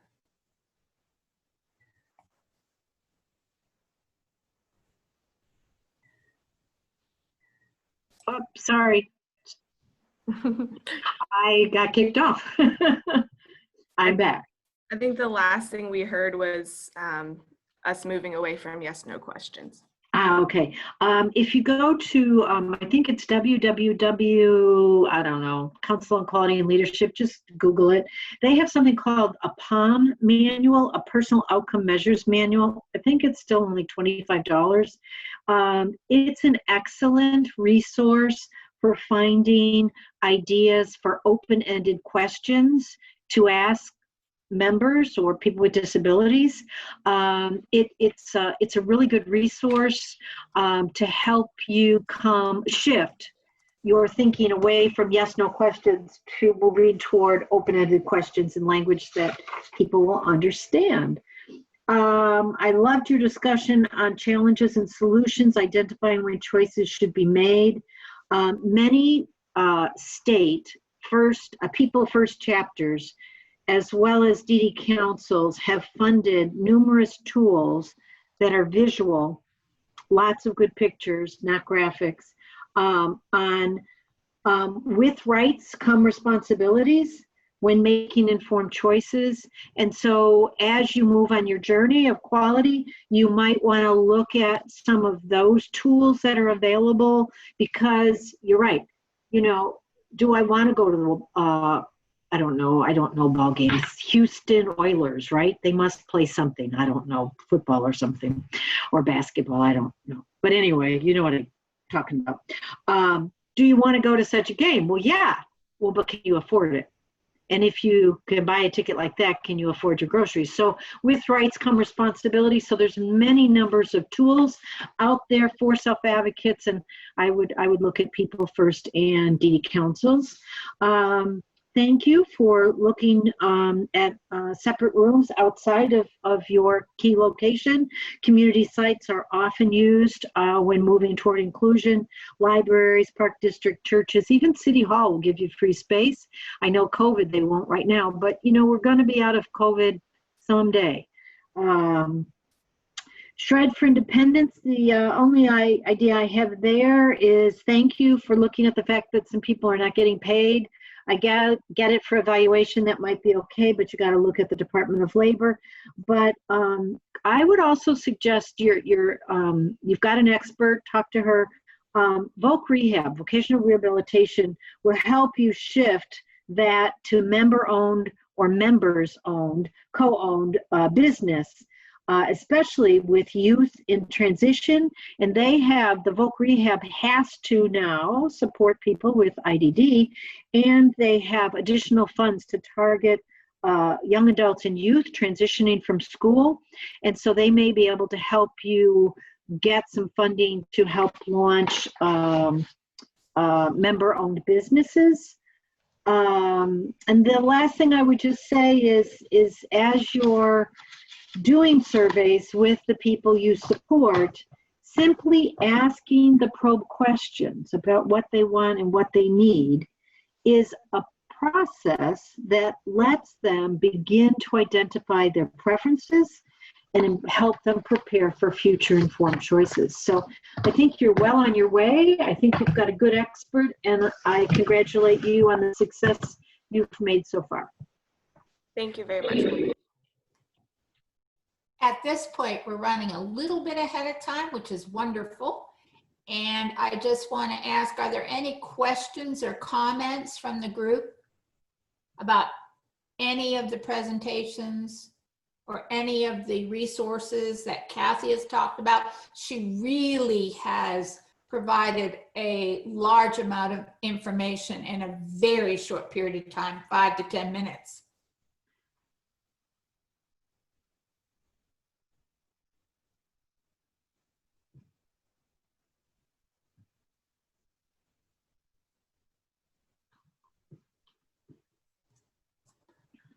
I don't know about you, but I think a 5-minute break would be a good idea. And then we'll come back. Kathy, would you be willing to present about 11:45? Yeah, and I'll try to get my slides up. Do you need a few more minutes? No, 5's good. I'm good. Okay, 11:45-ish. If it goes to 11:47, I think that's okay. And at that point, Dr. Carter will be taking over. And so take a 5-7-minute break, something to drink, a little bit of nourishment, whatever you need to do, stand up, shake, whatever you need to do. See you in a bit. Point up, but it's gone away. Should I try to put it up again?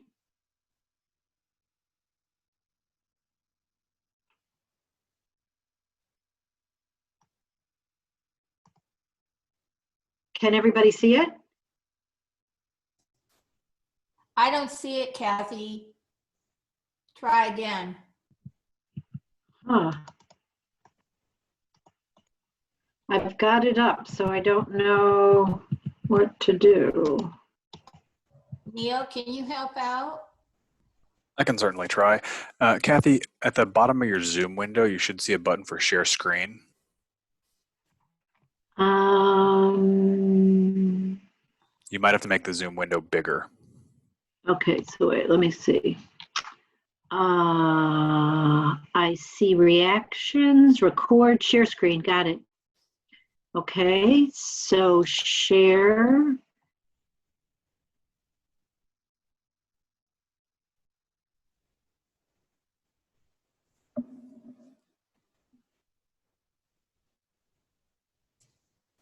Okay.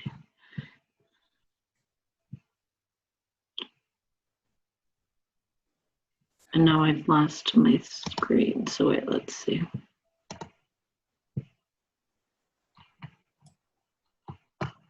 We can see your screen, so we're making progress. Yeah. Can somebody else put it up? Sure. Well, actually, I don't know if I have those slides. Dr. Griffin Shirley, do you have those slides? Pam Lindell does, and Deb.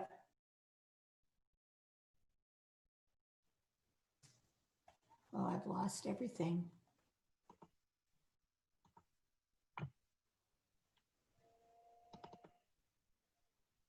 Are we up? Yeah. Let's see. We do. Is that good? Excellent. Everything looks good on this end. All righty. Thank you so much. So and let me set my timer. I'm gonna, okay, timer started. Organizational change, changing vision into action.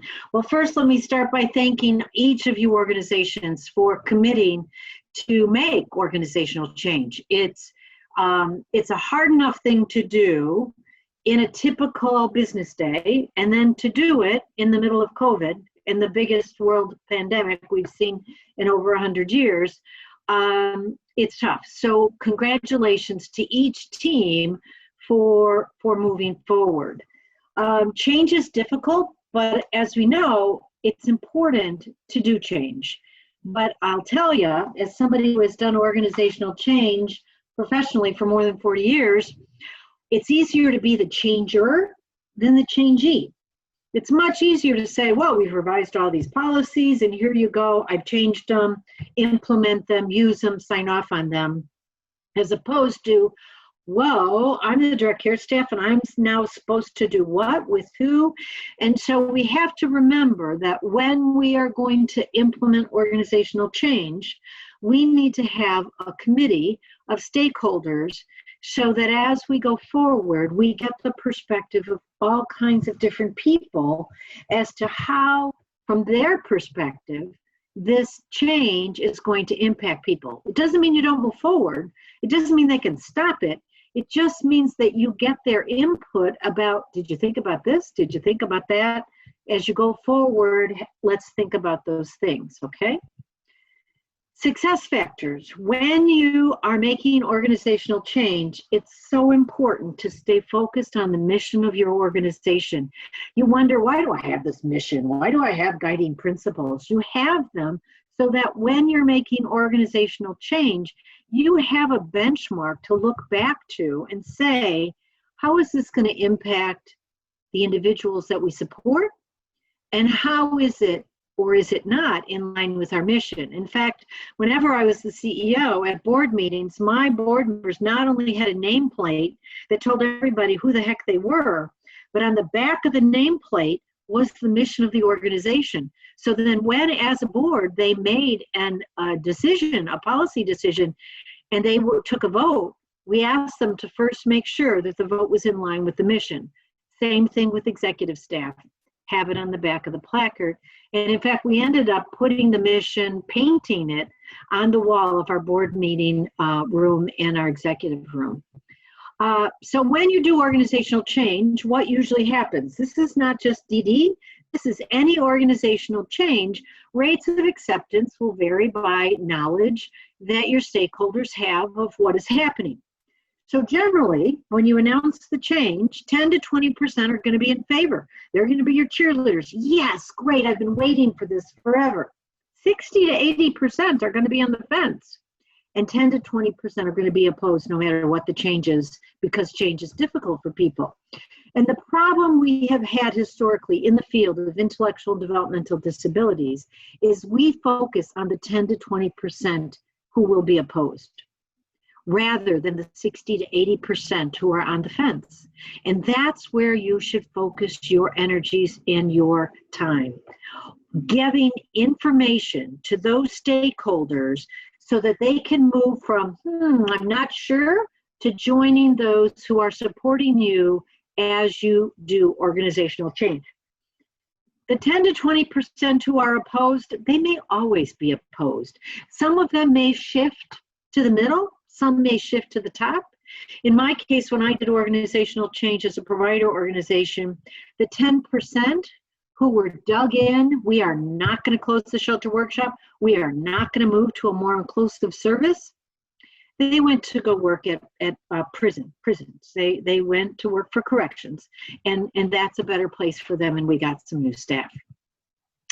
What are some normal reactions to organizational change? Well, I hope it's not real. I can outlast these people. They'll be dead and gone, or they'll quit, and then we can go back to the old ways of doing it.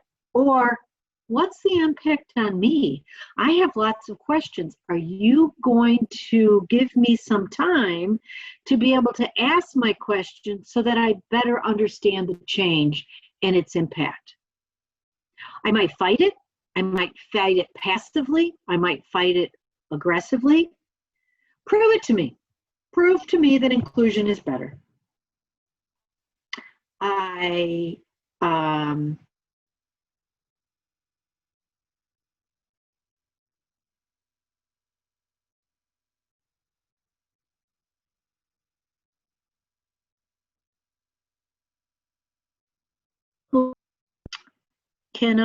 No. Okay, I'm getting lost again. I'm getting dumped off.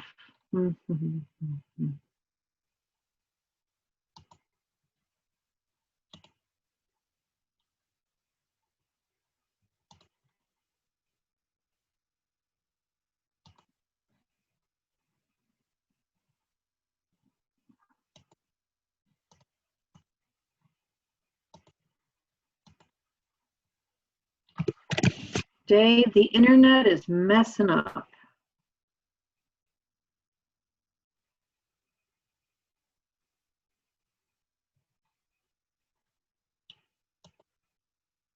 Am I back? We can see your screen. You around. But you can't hear me?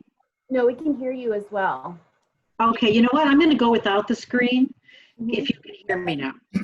Kathy, I can share my screen. You can what? I can share my screen. Oh, that'd be lovely, because for whatever reason, I lost Joe.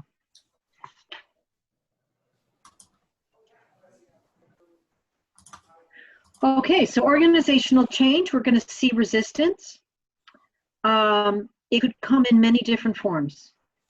Really, don't take it personally. I'm on slide 6. Some people may never accept the change. Focus on the people who really have good questions, who really want to learn and know what's going to happen. And resistance is not necessarily bad. That's why I think a good committee of different stakeholders to help you through this will say, whoa, this is the thing you didn't consider. I'm a resistance to this because you didn't think this through thoroughly. And that's okay. That helps us learn. Let's go to the next change. So organizational change, we sometimes have fear of losing our job. What is this change going to mean to me, this shift? Our passion, our friends, our culture, our connection, our history. And so we have to bring people along. Next slide. Why does organizational change fail? Well, sometimes there are misunderstandings. And so we have to make sure, as the one group is focusing on communication is so essential, is so important. Make sure that people have an opportunity for feedback loops so that they can listen and learn and get clarification. There will be power plays. What do you mean you want to shift to employment? What's that going to do to my job? What do you mean you're going to shift how we do this recycling business? What is that going to do to my job? Have focus groups. Let people exchange and dialogue. If we don't give people any input into the process or outcomes, they're going to be resistant. Self-interest generally overrides everything, so let's make sure we understand where people are coming from and help them move to a different place. And of course, the biggest problem with organizational change is just fear of the unknown. That's why people are like, yeah, I'm not sure I like this change, okay? Because I'm comfortable. How do we feel? How do we make people feel more comfortable? Communication guidelines, we need champions. So in that 10 to 20% that are with you, we need to empower those champions to have more information.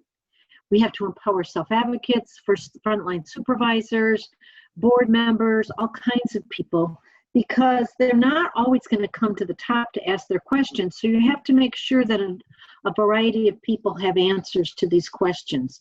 as much as possible. And with COVID, it's not, but talk to people in person, give them a format so that they can chat. Always tell the truth. If you're not sure about something, be honest. Say, I'm not sure. I'm not sure if this is going to work.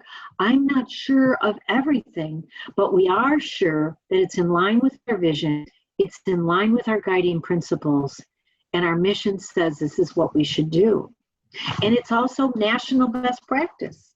Let people express their feelings. I'm feeling scared. I'm feeling unknown. I'm feeling this, that, and the other. Let them tell you how they're feeling and discuss the real issues. Okay? Action plan. Some of you have done a remarkable job. Describe the change completely. Indicate what is the best outcome that you're hoping for. Put together a timetable, even if you have to change it. And have measurements that tell us how will we recognize success when we see it. Albert Einstein once said, if I had an hour to save the world, I'd spend 55 minutes defining the problem. A very important thing to do. What's the problem? What's the solution? And how are we going to get there? Focus groups. A number of you said that you have done focus groups, or you've called them town halls. Good for you. Great for you. I'm so happy that you're doing that. But when you do the focus groups, make sure that you include all your stakeholders.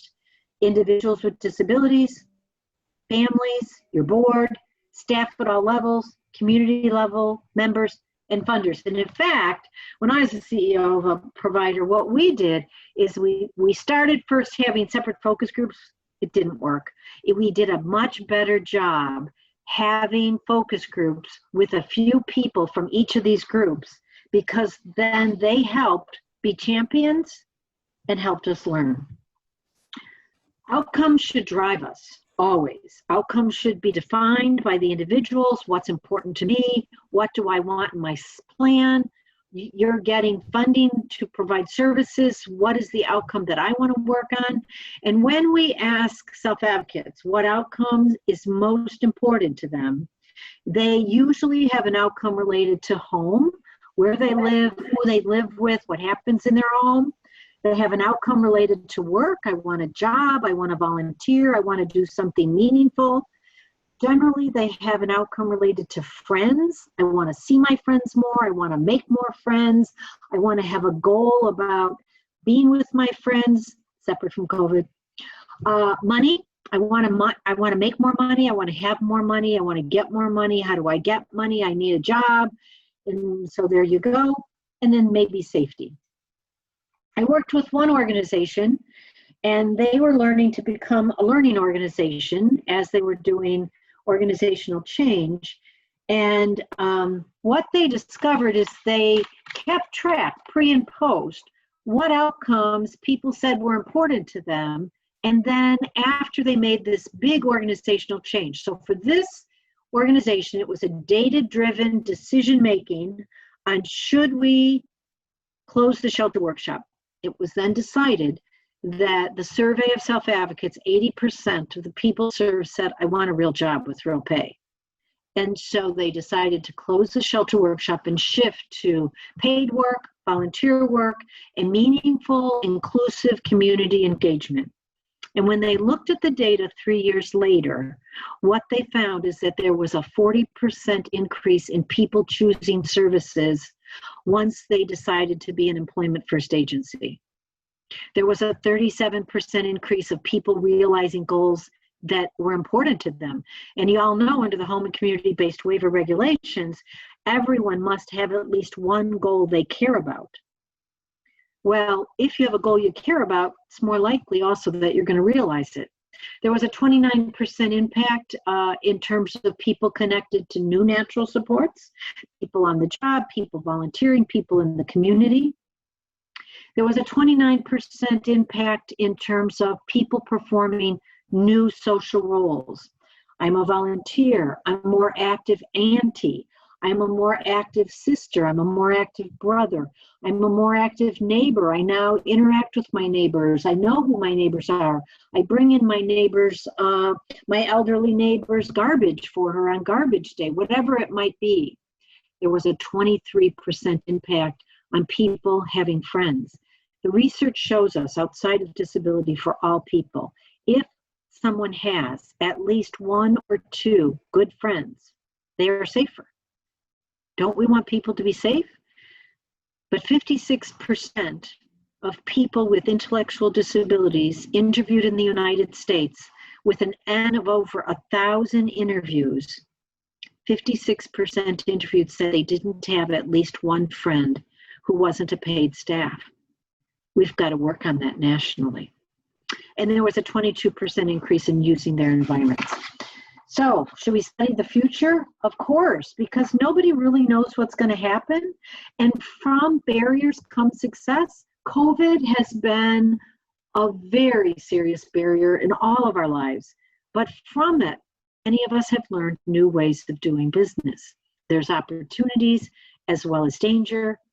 And the changes that we do need to be constructive. So, are you a learning organization?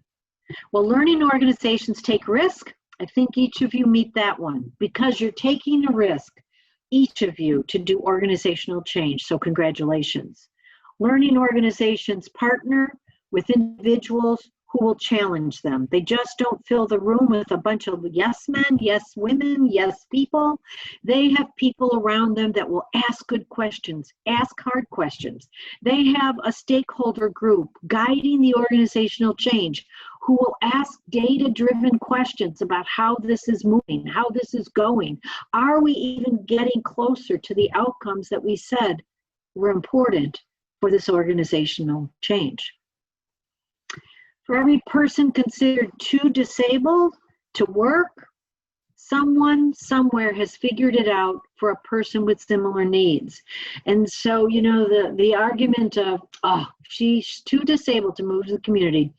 He's too disabled to get a job. She's too disabled to volunteer. But in every state across this great nation and in many, many countries, many people with quite significant disabilities are volunteering, are working, and are living in supported living. If you're a learning organization, every time you improve services for people with severe disabilities has been a movement away from institutions and segregation and a movement toward community and inclusion. And it sounds like everybody is trying really hard to make those steps. And it's not a giant leap. It doesn't happen overnight. And each of us is at a very different point. Learning organizations need leadership to move forward toward building social ties. And so you can't just do it by yourself. That's why you've got this amazing national leadership team of mentors that are helping you. Many of you have engaged consultants to move you along. You've got the university and their amazing expertise to bring you different ideas, different contexts, different links to people who have already gone through what you've already gone through. You don't have to do it by yourself. There are people that will help, people who are glad to help you. So what else do learning organizations do? They relentlessly upgrade their team. Now, does that mean get rid of the whole team and get a new team? No. Maybe they bring a new partner onto their team. I think I heard one team said they just brought in a retention specialist to their team. Great for you. Somebody else said they just brought in a new employment first staff for their team. Good for you. Others of you who have said we have brought in part-time consultants who are upgrading our team and giving us new ideas, new information, new ways of looking at the same problem. Learning organizations use every encounter as an opportunity to evaluate, coach, and build self-confidence. Self-confidence for all the team members, okay? And we make sure that people not only see the vision, they live it, they breathe it, they own it every day, okay? You inspire risk-taking. It's okay to go out on a limb and say, whoa, I'm going to listen to this stranger, Kathy Ficker-Terrell, tell me what she thinks about my plan. And she's never met me. She's never been to my site. All she did was read my PowerPoint. And you don't have to take what I say. It's just a way to get you to think differently, to just go to that next place. Encourage learning by setting the example.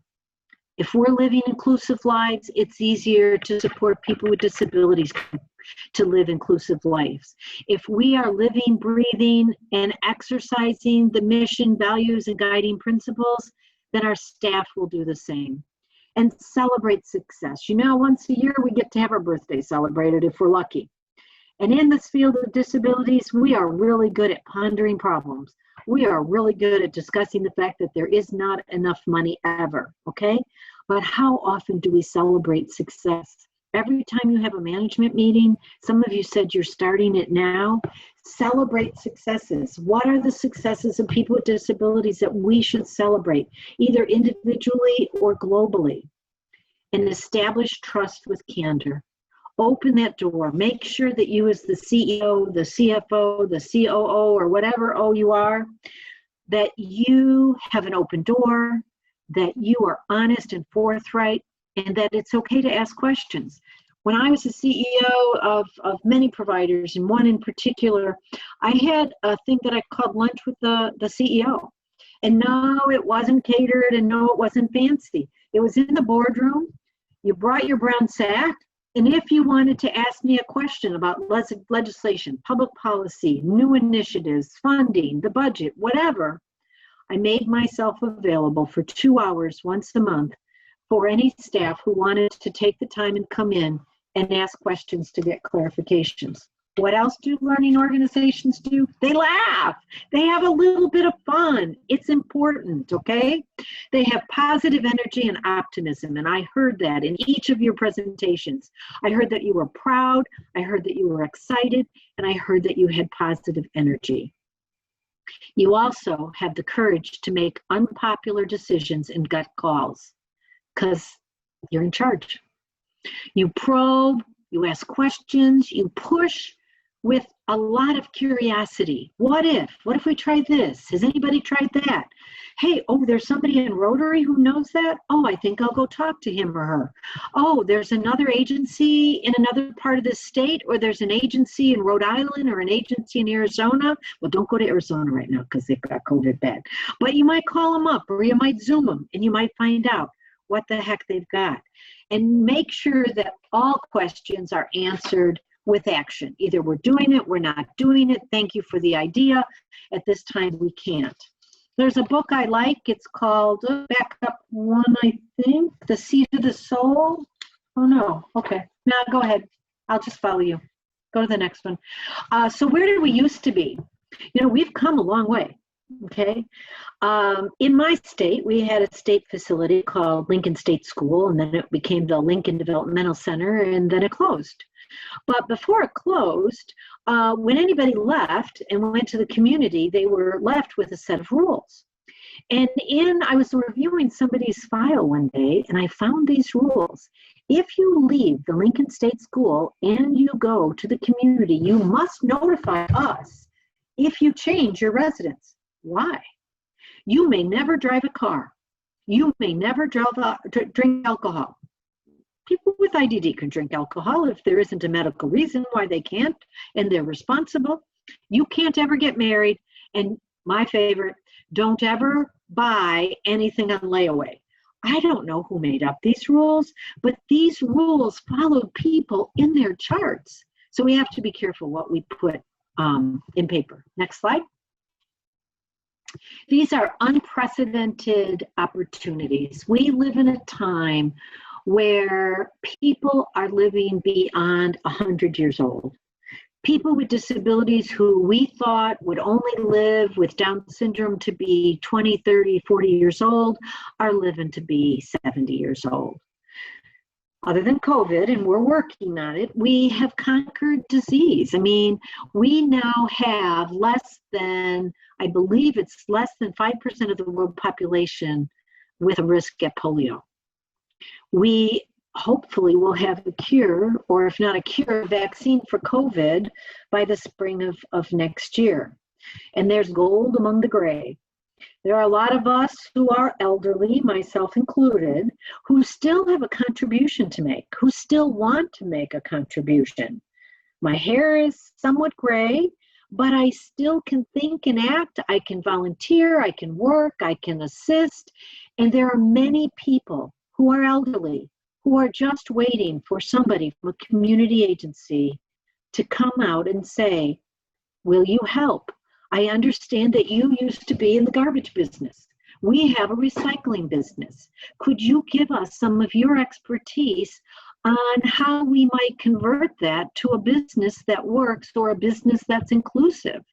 There are many people out there that would love to give you support and direction. They don't know the disability part, but they certainly know the employment part. They know the Department of Labor part. They know a lot of different parts. There are retired execs who know HR inside and out. Maybe they can help you. And we now have smart houses. I love those smart houses. Smart houses are going up all over the place. The first one was launched in Oregon. We've got them launched in the state of Washington. We've got them launched all over the place, where they're integrated with technology. We can say at a smart house to the refrigerator, what are the things that we've run out of? And can you create a grocery list? And the refrigerator does it. How amazing is that? Hey, refrigerator, are there things in here that are out of date? And so we need to look at how smart houses can move us along. In the book, The Seat of the Soul is a book I like. I think it's interesting. You don't have to read it. I'll just tell you the summary. Instead of using a club to kill somebody, a club can drive a stake into the ground to build a home. A spear that can take someone's life can also be used as a lever to ease life's burdens. A knife that could cut through somebody's flesh could also be used to cut cloth and make masks for COVID. The hand that might build a bomb is a brilliant person that instead could be encouraged to use their hand to build new schools or new programs for people with IDD. And the mind that coordinates the activity of violence perhaps can help us coordinate activities of cooperation. Next slide. We have all learned, according to President Clinton, we have long recognized, my slides I changed, so we have long recognized that people with disabilities are some of the nation's greatest untapped resources. We, the United States, believe that all people with disabilities must be fully integrated into the mainstream of society so they can live fulfilling and rewarding lives. Next slide. Innovation is as American as apple pie. Do you know that in the United States alone, there is a new product developed every 30 minutes? Yet, we have so much technology untouched, we're not using it. We have all of these engineering students creating things to get people to space, to help the elderly. We need to knock on their doors too. I just recently knocked on the door of Purdue and got some engineering students and said, here's the deal. I have this gentleman I'm working with, he has autism. He can't use his voice to speak, but he can communicate. He really can't do the iPad thing. It's just too much for him. What can you do for me? 6 weeks later, they had designed a washable vest that had 4 pockets. In each pocket, they put a communication device that was waterproof. I don't know how, it's like magic. They pre-programmed the 4 responses that this gentleman typically wanted to use when he was out and about in the community. So all he had to do was to slightly touch one of his pockets, and he had 4 pre-programmed responses so that he wasn't having to use this big communication device, but rather could just be dressed like a regular teenager and respond. We live in a global world, yet in many states, we still have not figured out how to convert sheltered workshops to models for building social capital that lead to volunteer and employment. We have computers that can drive cars, yet we as DD professionals sometimes are afraid to tear down our bricks and mortars to shift to outcomes of inclusion and participation. So what are some cultural guidelines for changing the way you handle change? Stop the history, do what works. Don't wait for somebody to tell you what to do. And this is what you're doing. You're taking initiative. You signed up to be part of this pilot. You signed up to be part of the National Leadership Network. You signed up to be a pilot to move your organization in a new direction, and you are taking that initiative. Don't play it safe. Take more risks, okay? Don't do management by memo. Get out and talk to your people. Get out and talk to your staff. Get out and talk to your self-advocates. And don't try not to break things. Welcome distraction in a meaningful way in which the focus is outcomes and how do we get from here to there so that we have measurable, data-driven success. Well, and there was my timer. Next slide. I'm almost done. We'll go to the next slide. You're doing fine. You're doing fine. Okay. We need to rethink our internal policy. Who has the control? Self-advocates should have control. Not unreasonable control, but it's their life, it's their funding, it's their plan. Choice. How do we make sure that people have informed choice? How do we make sure that we solicit input in a way that's meaningful, that isn't a yes or no? Kathy, are you happy? I think she wants me to say yes. Yes, I'm happy. Instead, on a regular basis, how are you feeling these days? You're going to get a very different response. And then you have to couch that. Is that a COVID response? Oh, okay, so right now you're feeling scared and vulnerable. Last year this time, last summer, how were you feeling last summer? Oh, I was great. I started my new job. I got a new boyfriend, whatever that might be. Our internal policy of dignity for all. Dignity for our staff, dignity for the people that we serve, dignity for families. How do we make sure that we're treating people with dignity and respect? Rights, oh my, I could do a whole day on rights. As a field, we're not very good at making sure that people exercise their rights. In a national survey conducted by CQL, where they interviewed 864 people with IDD across the United States, only 47% of people interviewed said they were exercising their rights. It was even worse in the state of South Dakota, such that the DD director in South Dakota decided that he was going to fund a new training initiative for all agencies to better allow people with IDD receiving support to exercise their rights. And so you can take a look at what South Dakota did. They've really come a long way in moving forward and exercising rights. Personal goals, as I said, the new community-based waiver regulations requires that everybody have at least one goal they care about. It's kind of sad that we've been providing services in the community for over 40 years and we're finally getting to the, oh gosh, maybe the person should have a goal they care about. And self-advocates as policymakers. If you're going to rewrite policy, if you're going to rewrite policies and procedures, please have some self-advocates on your team, have some direct care staff on that team to help you look at the wording, look at the concept to make sure that we're not restricting, but rather enhancing people's lives. Next slide, please. I loved to watch Off to See the Wizard and Dorothy and the Wizard of Oz. And what we have learned from the Wizard of Oz, I think really has a lot to say about what we need to learn about these two self-advocates that you see on the screen. We all need friends. We need to use waiver dollars to support people to make friends and keep friends.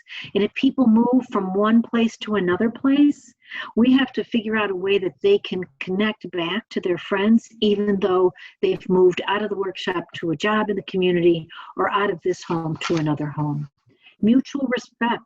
Dorothy, the wizard, the Tin Man, the lion, they knew each other's shortcomings and they knew each other's strengths, and they built on those strengths and had mutual respect for each other. Interdependence, don't tell me that people want to be independent. I don't want to be independent. I'm not independent, okay? I need other people to help me be more independent, but I'm interdependent on other people. Okay. I am very interdependent on the lady who cleans my house because I don't want to. I'd much rather work than clean my house. I'm interdependent at the lady at the dry cleaners who cleans my clothes. Okay. I'm interdependent on my mother when I can't figure out how to substitute sour cream for yogurt, for example, in a recipe. So we're all interdependent, and that's what we have to help people with IDD to do, how to become interdependent in such a way that you're not just taking, but that you're giving and taking together. Courage. Courage is staff to do the right thing and to follow the mission. Courage is self-advocates to find your voice and use your voice. Informed choices, finding tools that help people with IDD and their families to make informed choices, not based on history, but based on best practice, and the freedom to go home, wherever that home might be. Next slide. Albert Schweitzer once said, "Sometimes our light goes out, but it is blown again into a flame by an encounter with somebody else, another person. Each of us owes the deepest thanks to those who have kindled this light. I thank each of you on these teams. You've given me new ideas. You've given me new ways of thinking about things. And hopefully this Zoom call will give us all at least one new idea of what we can try next." And with that, I say thank you.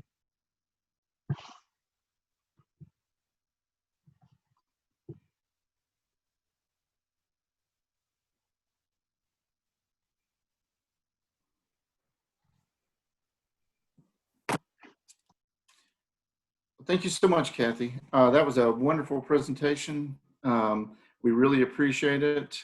And also for the very insightful feedback that you gave to each of the agencies. We really appreciate all of that. I'm sure they do too.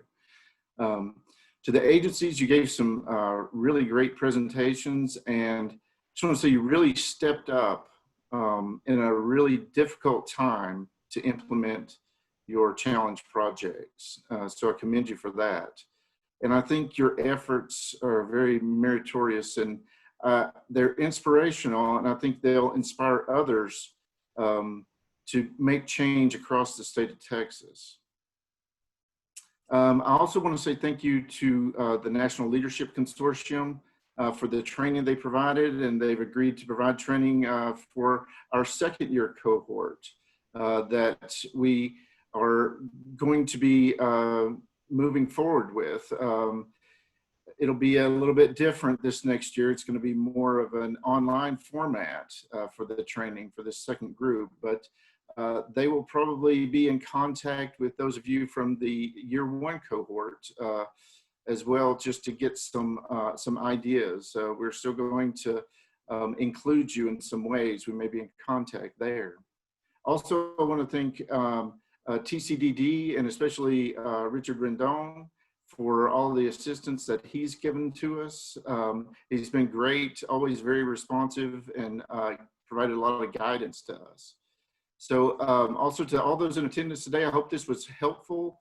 You found something useful, and we appreciate your attendance. And also, don't forget to fill out the evaluation forms. I have to say that. And Nora, is there any other housekeeping that we need to do? Yes, I think everyone should unmute and clap their hands and say Yahoo for their job well done. So unmute everyone. We may lose people, but do it and say, woo. Yeah. That's all I have to say. Okay, well, Devinder, did you have anything you wanted to add, or is there anything else that we need to cover before we close out? I was going to ask if anybody has questions to Kathy because she's an expert in so many things. So I was just give a couple of minutes to any audience to ask questions.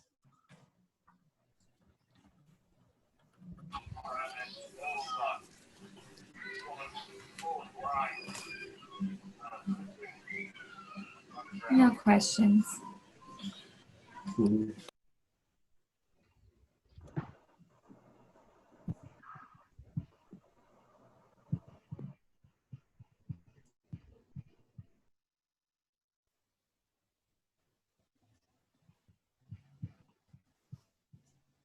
Doesn't seem to, let's see, make sure there's none in the chat.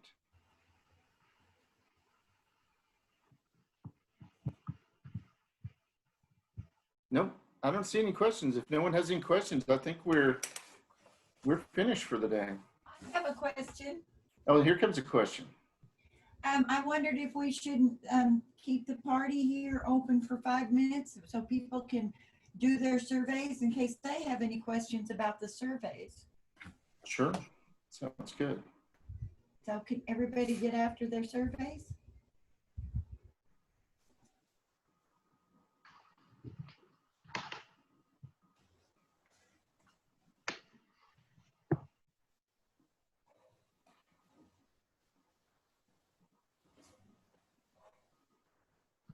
So yes, please complete the surveys. If you have any questions, let us know.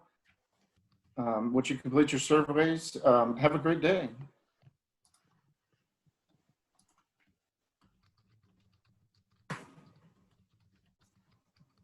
Thank you.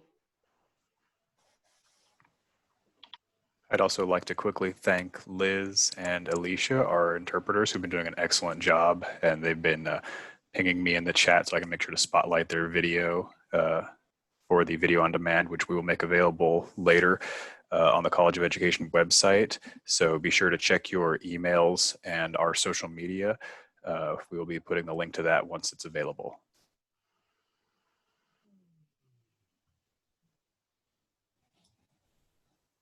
Thank you, Neil, as well. Should thank, yes, Neil. Sorry, Stacy. I was going to say. Thank you, everybody. Lots of people to thank. Yes. Are we ready to leave? I think we're done.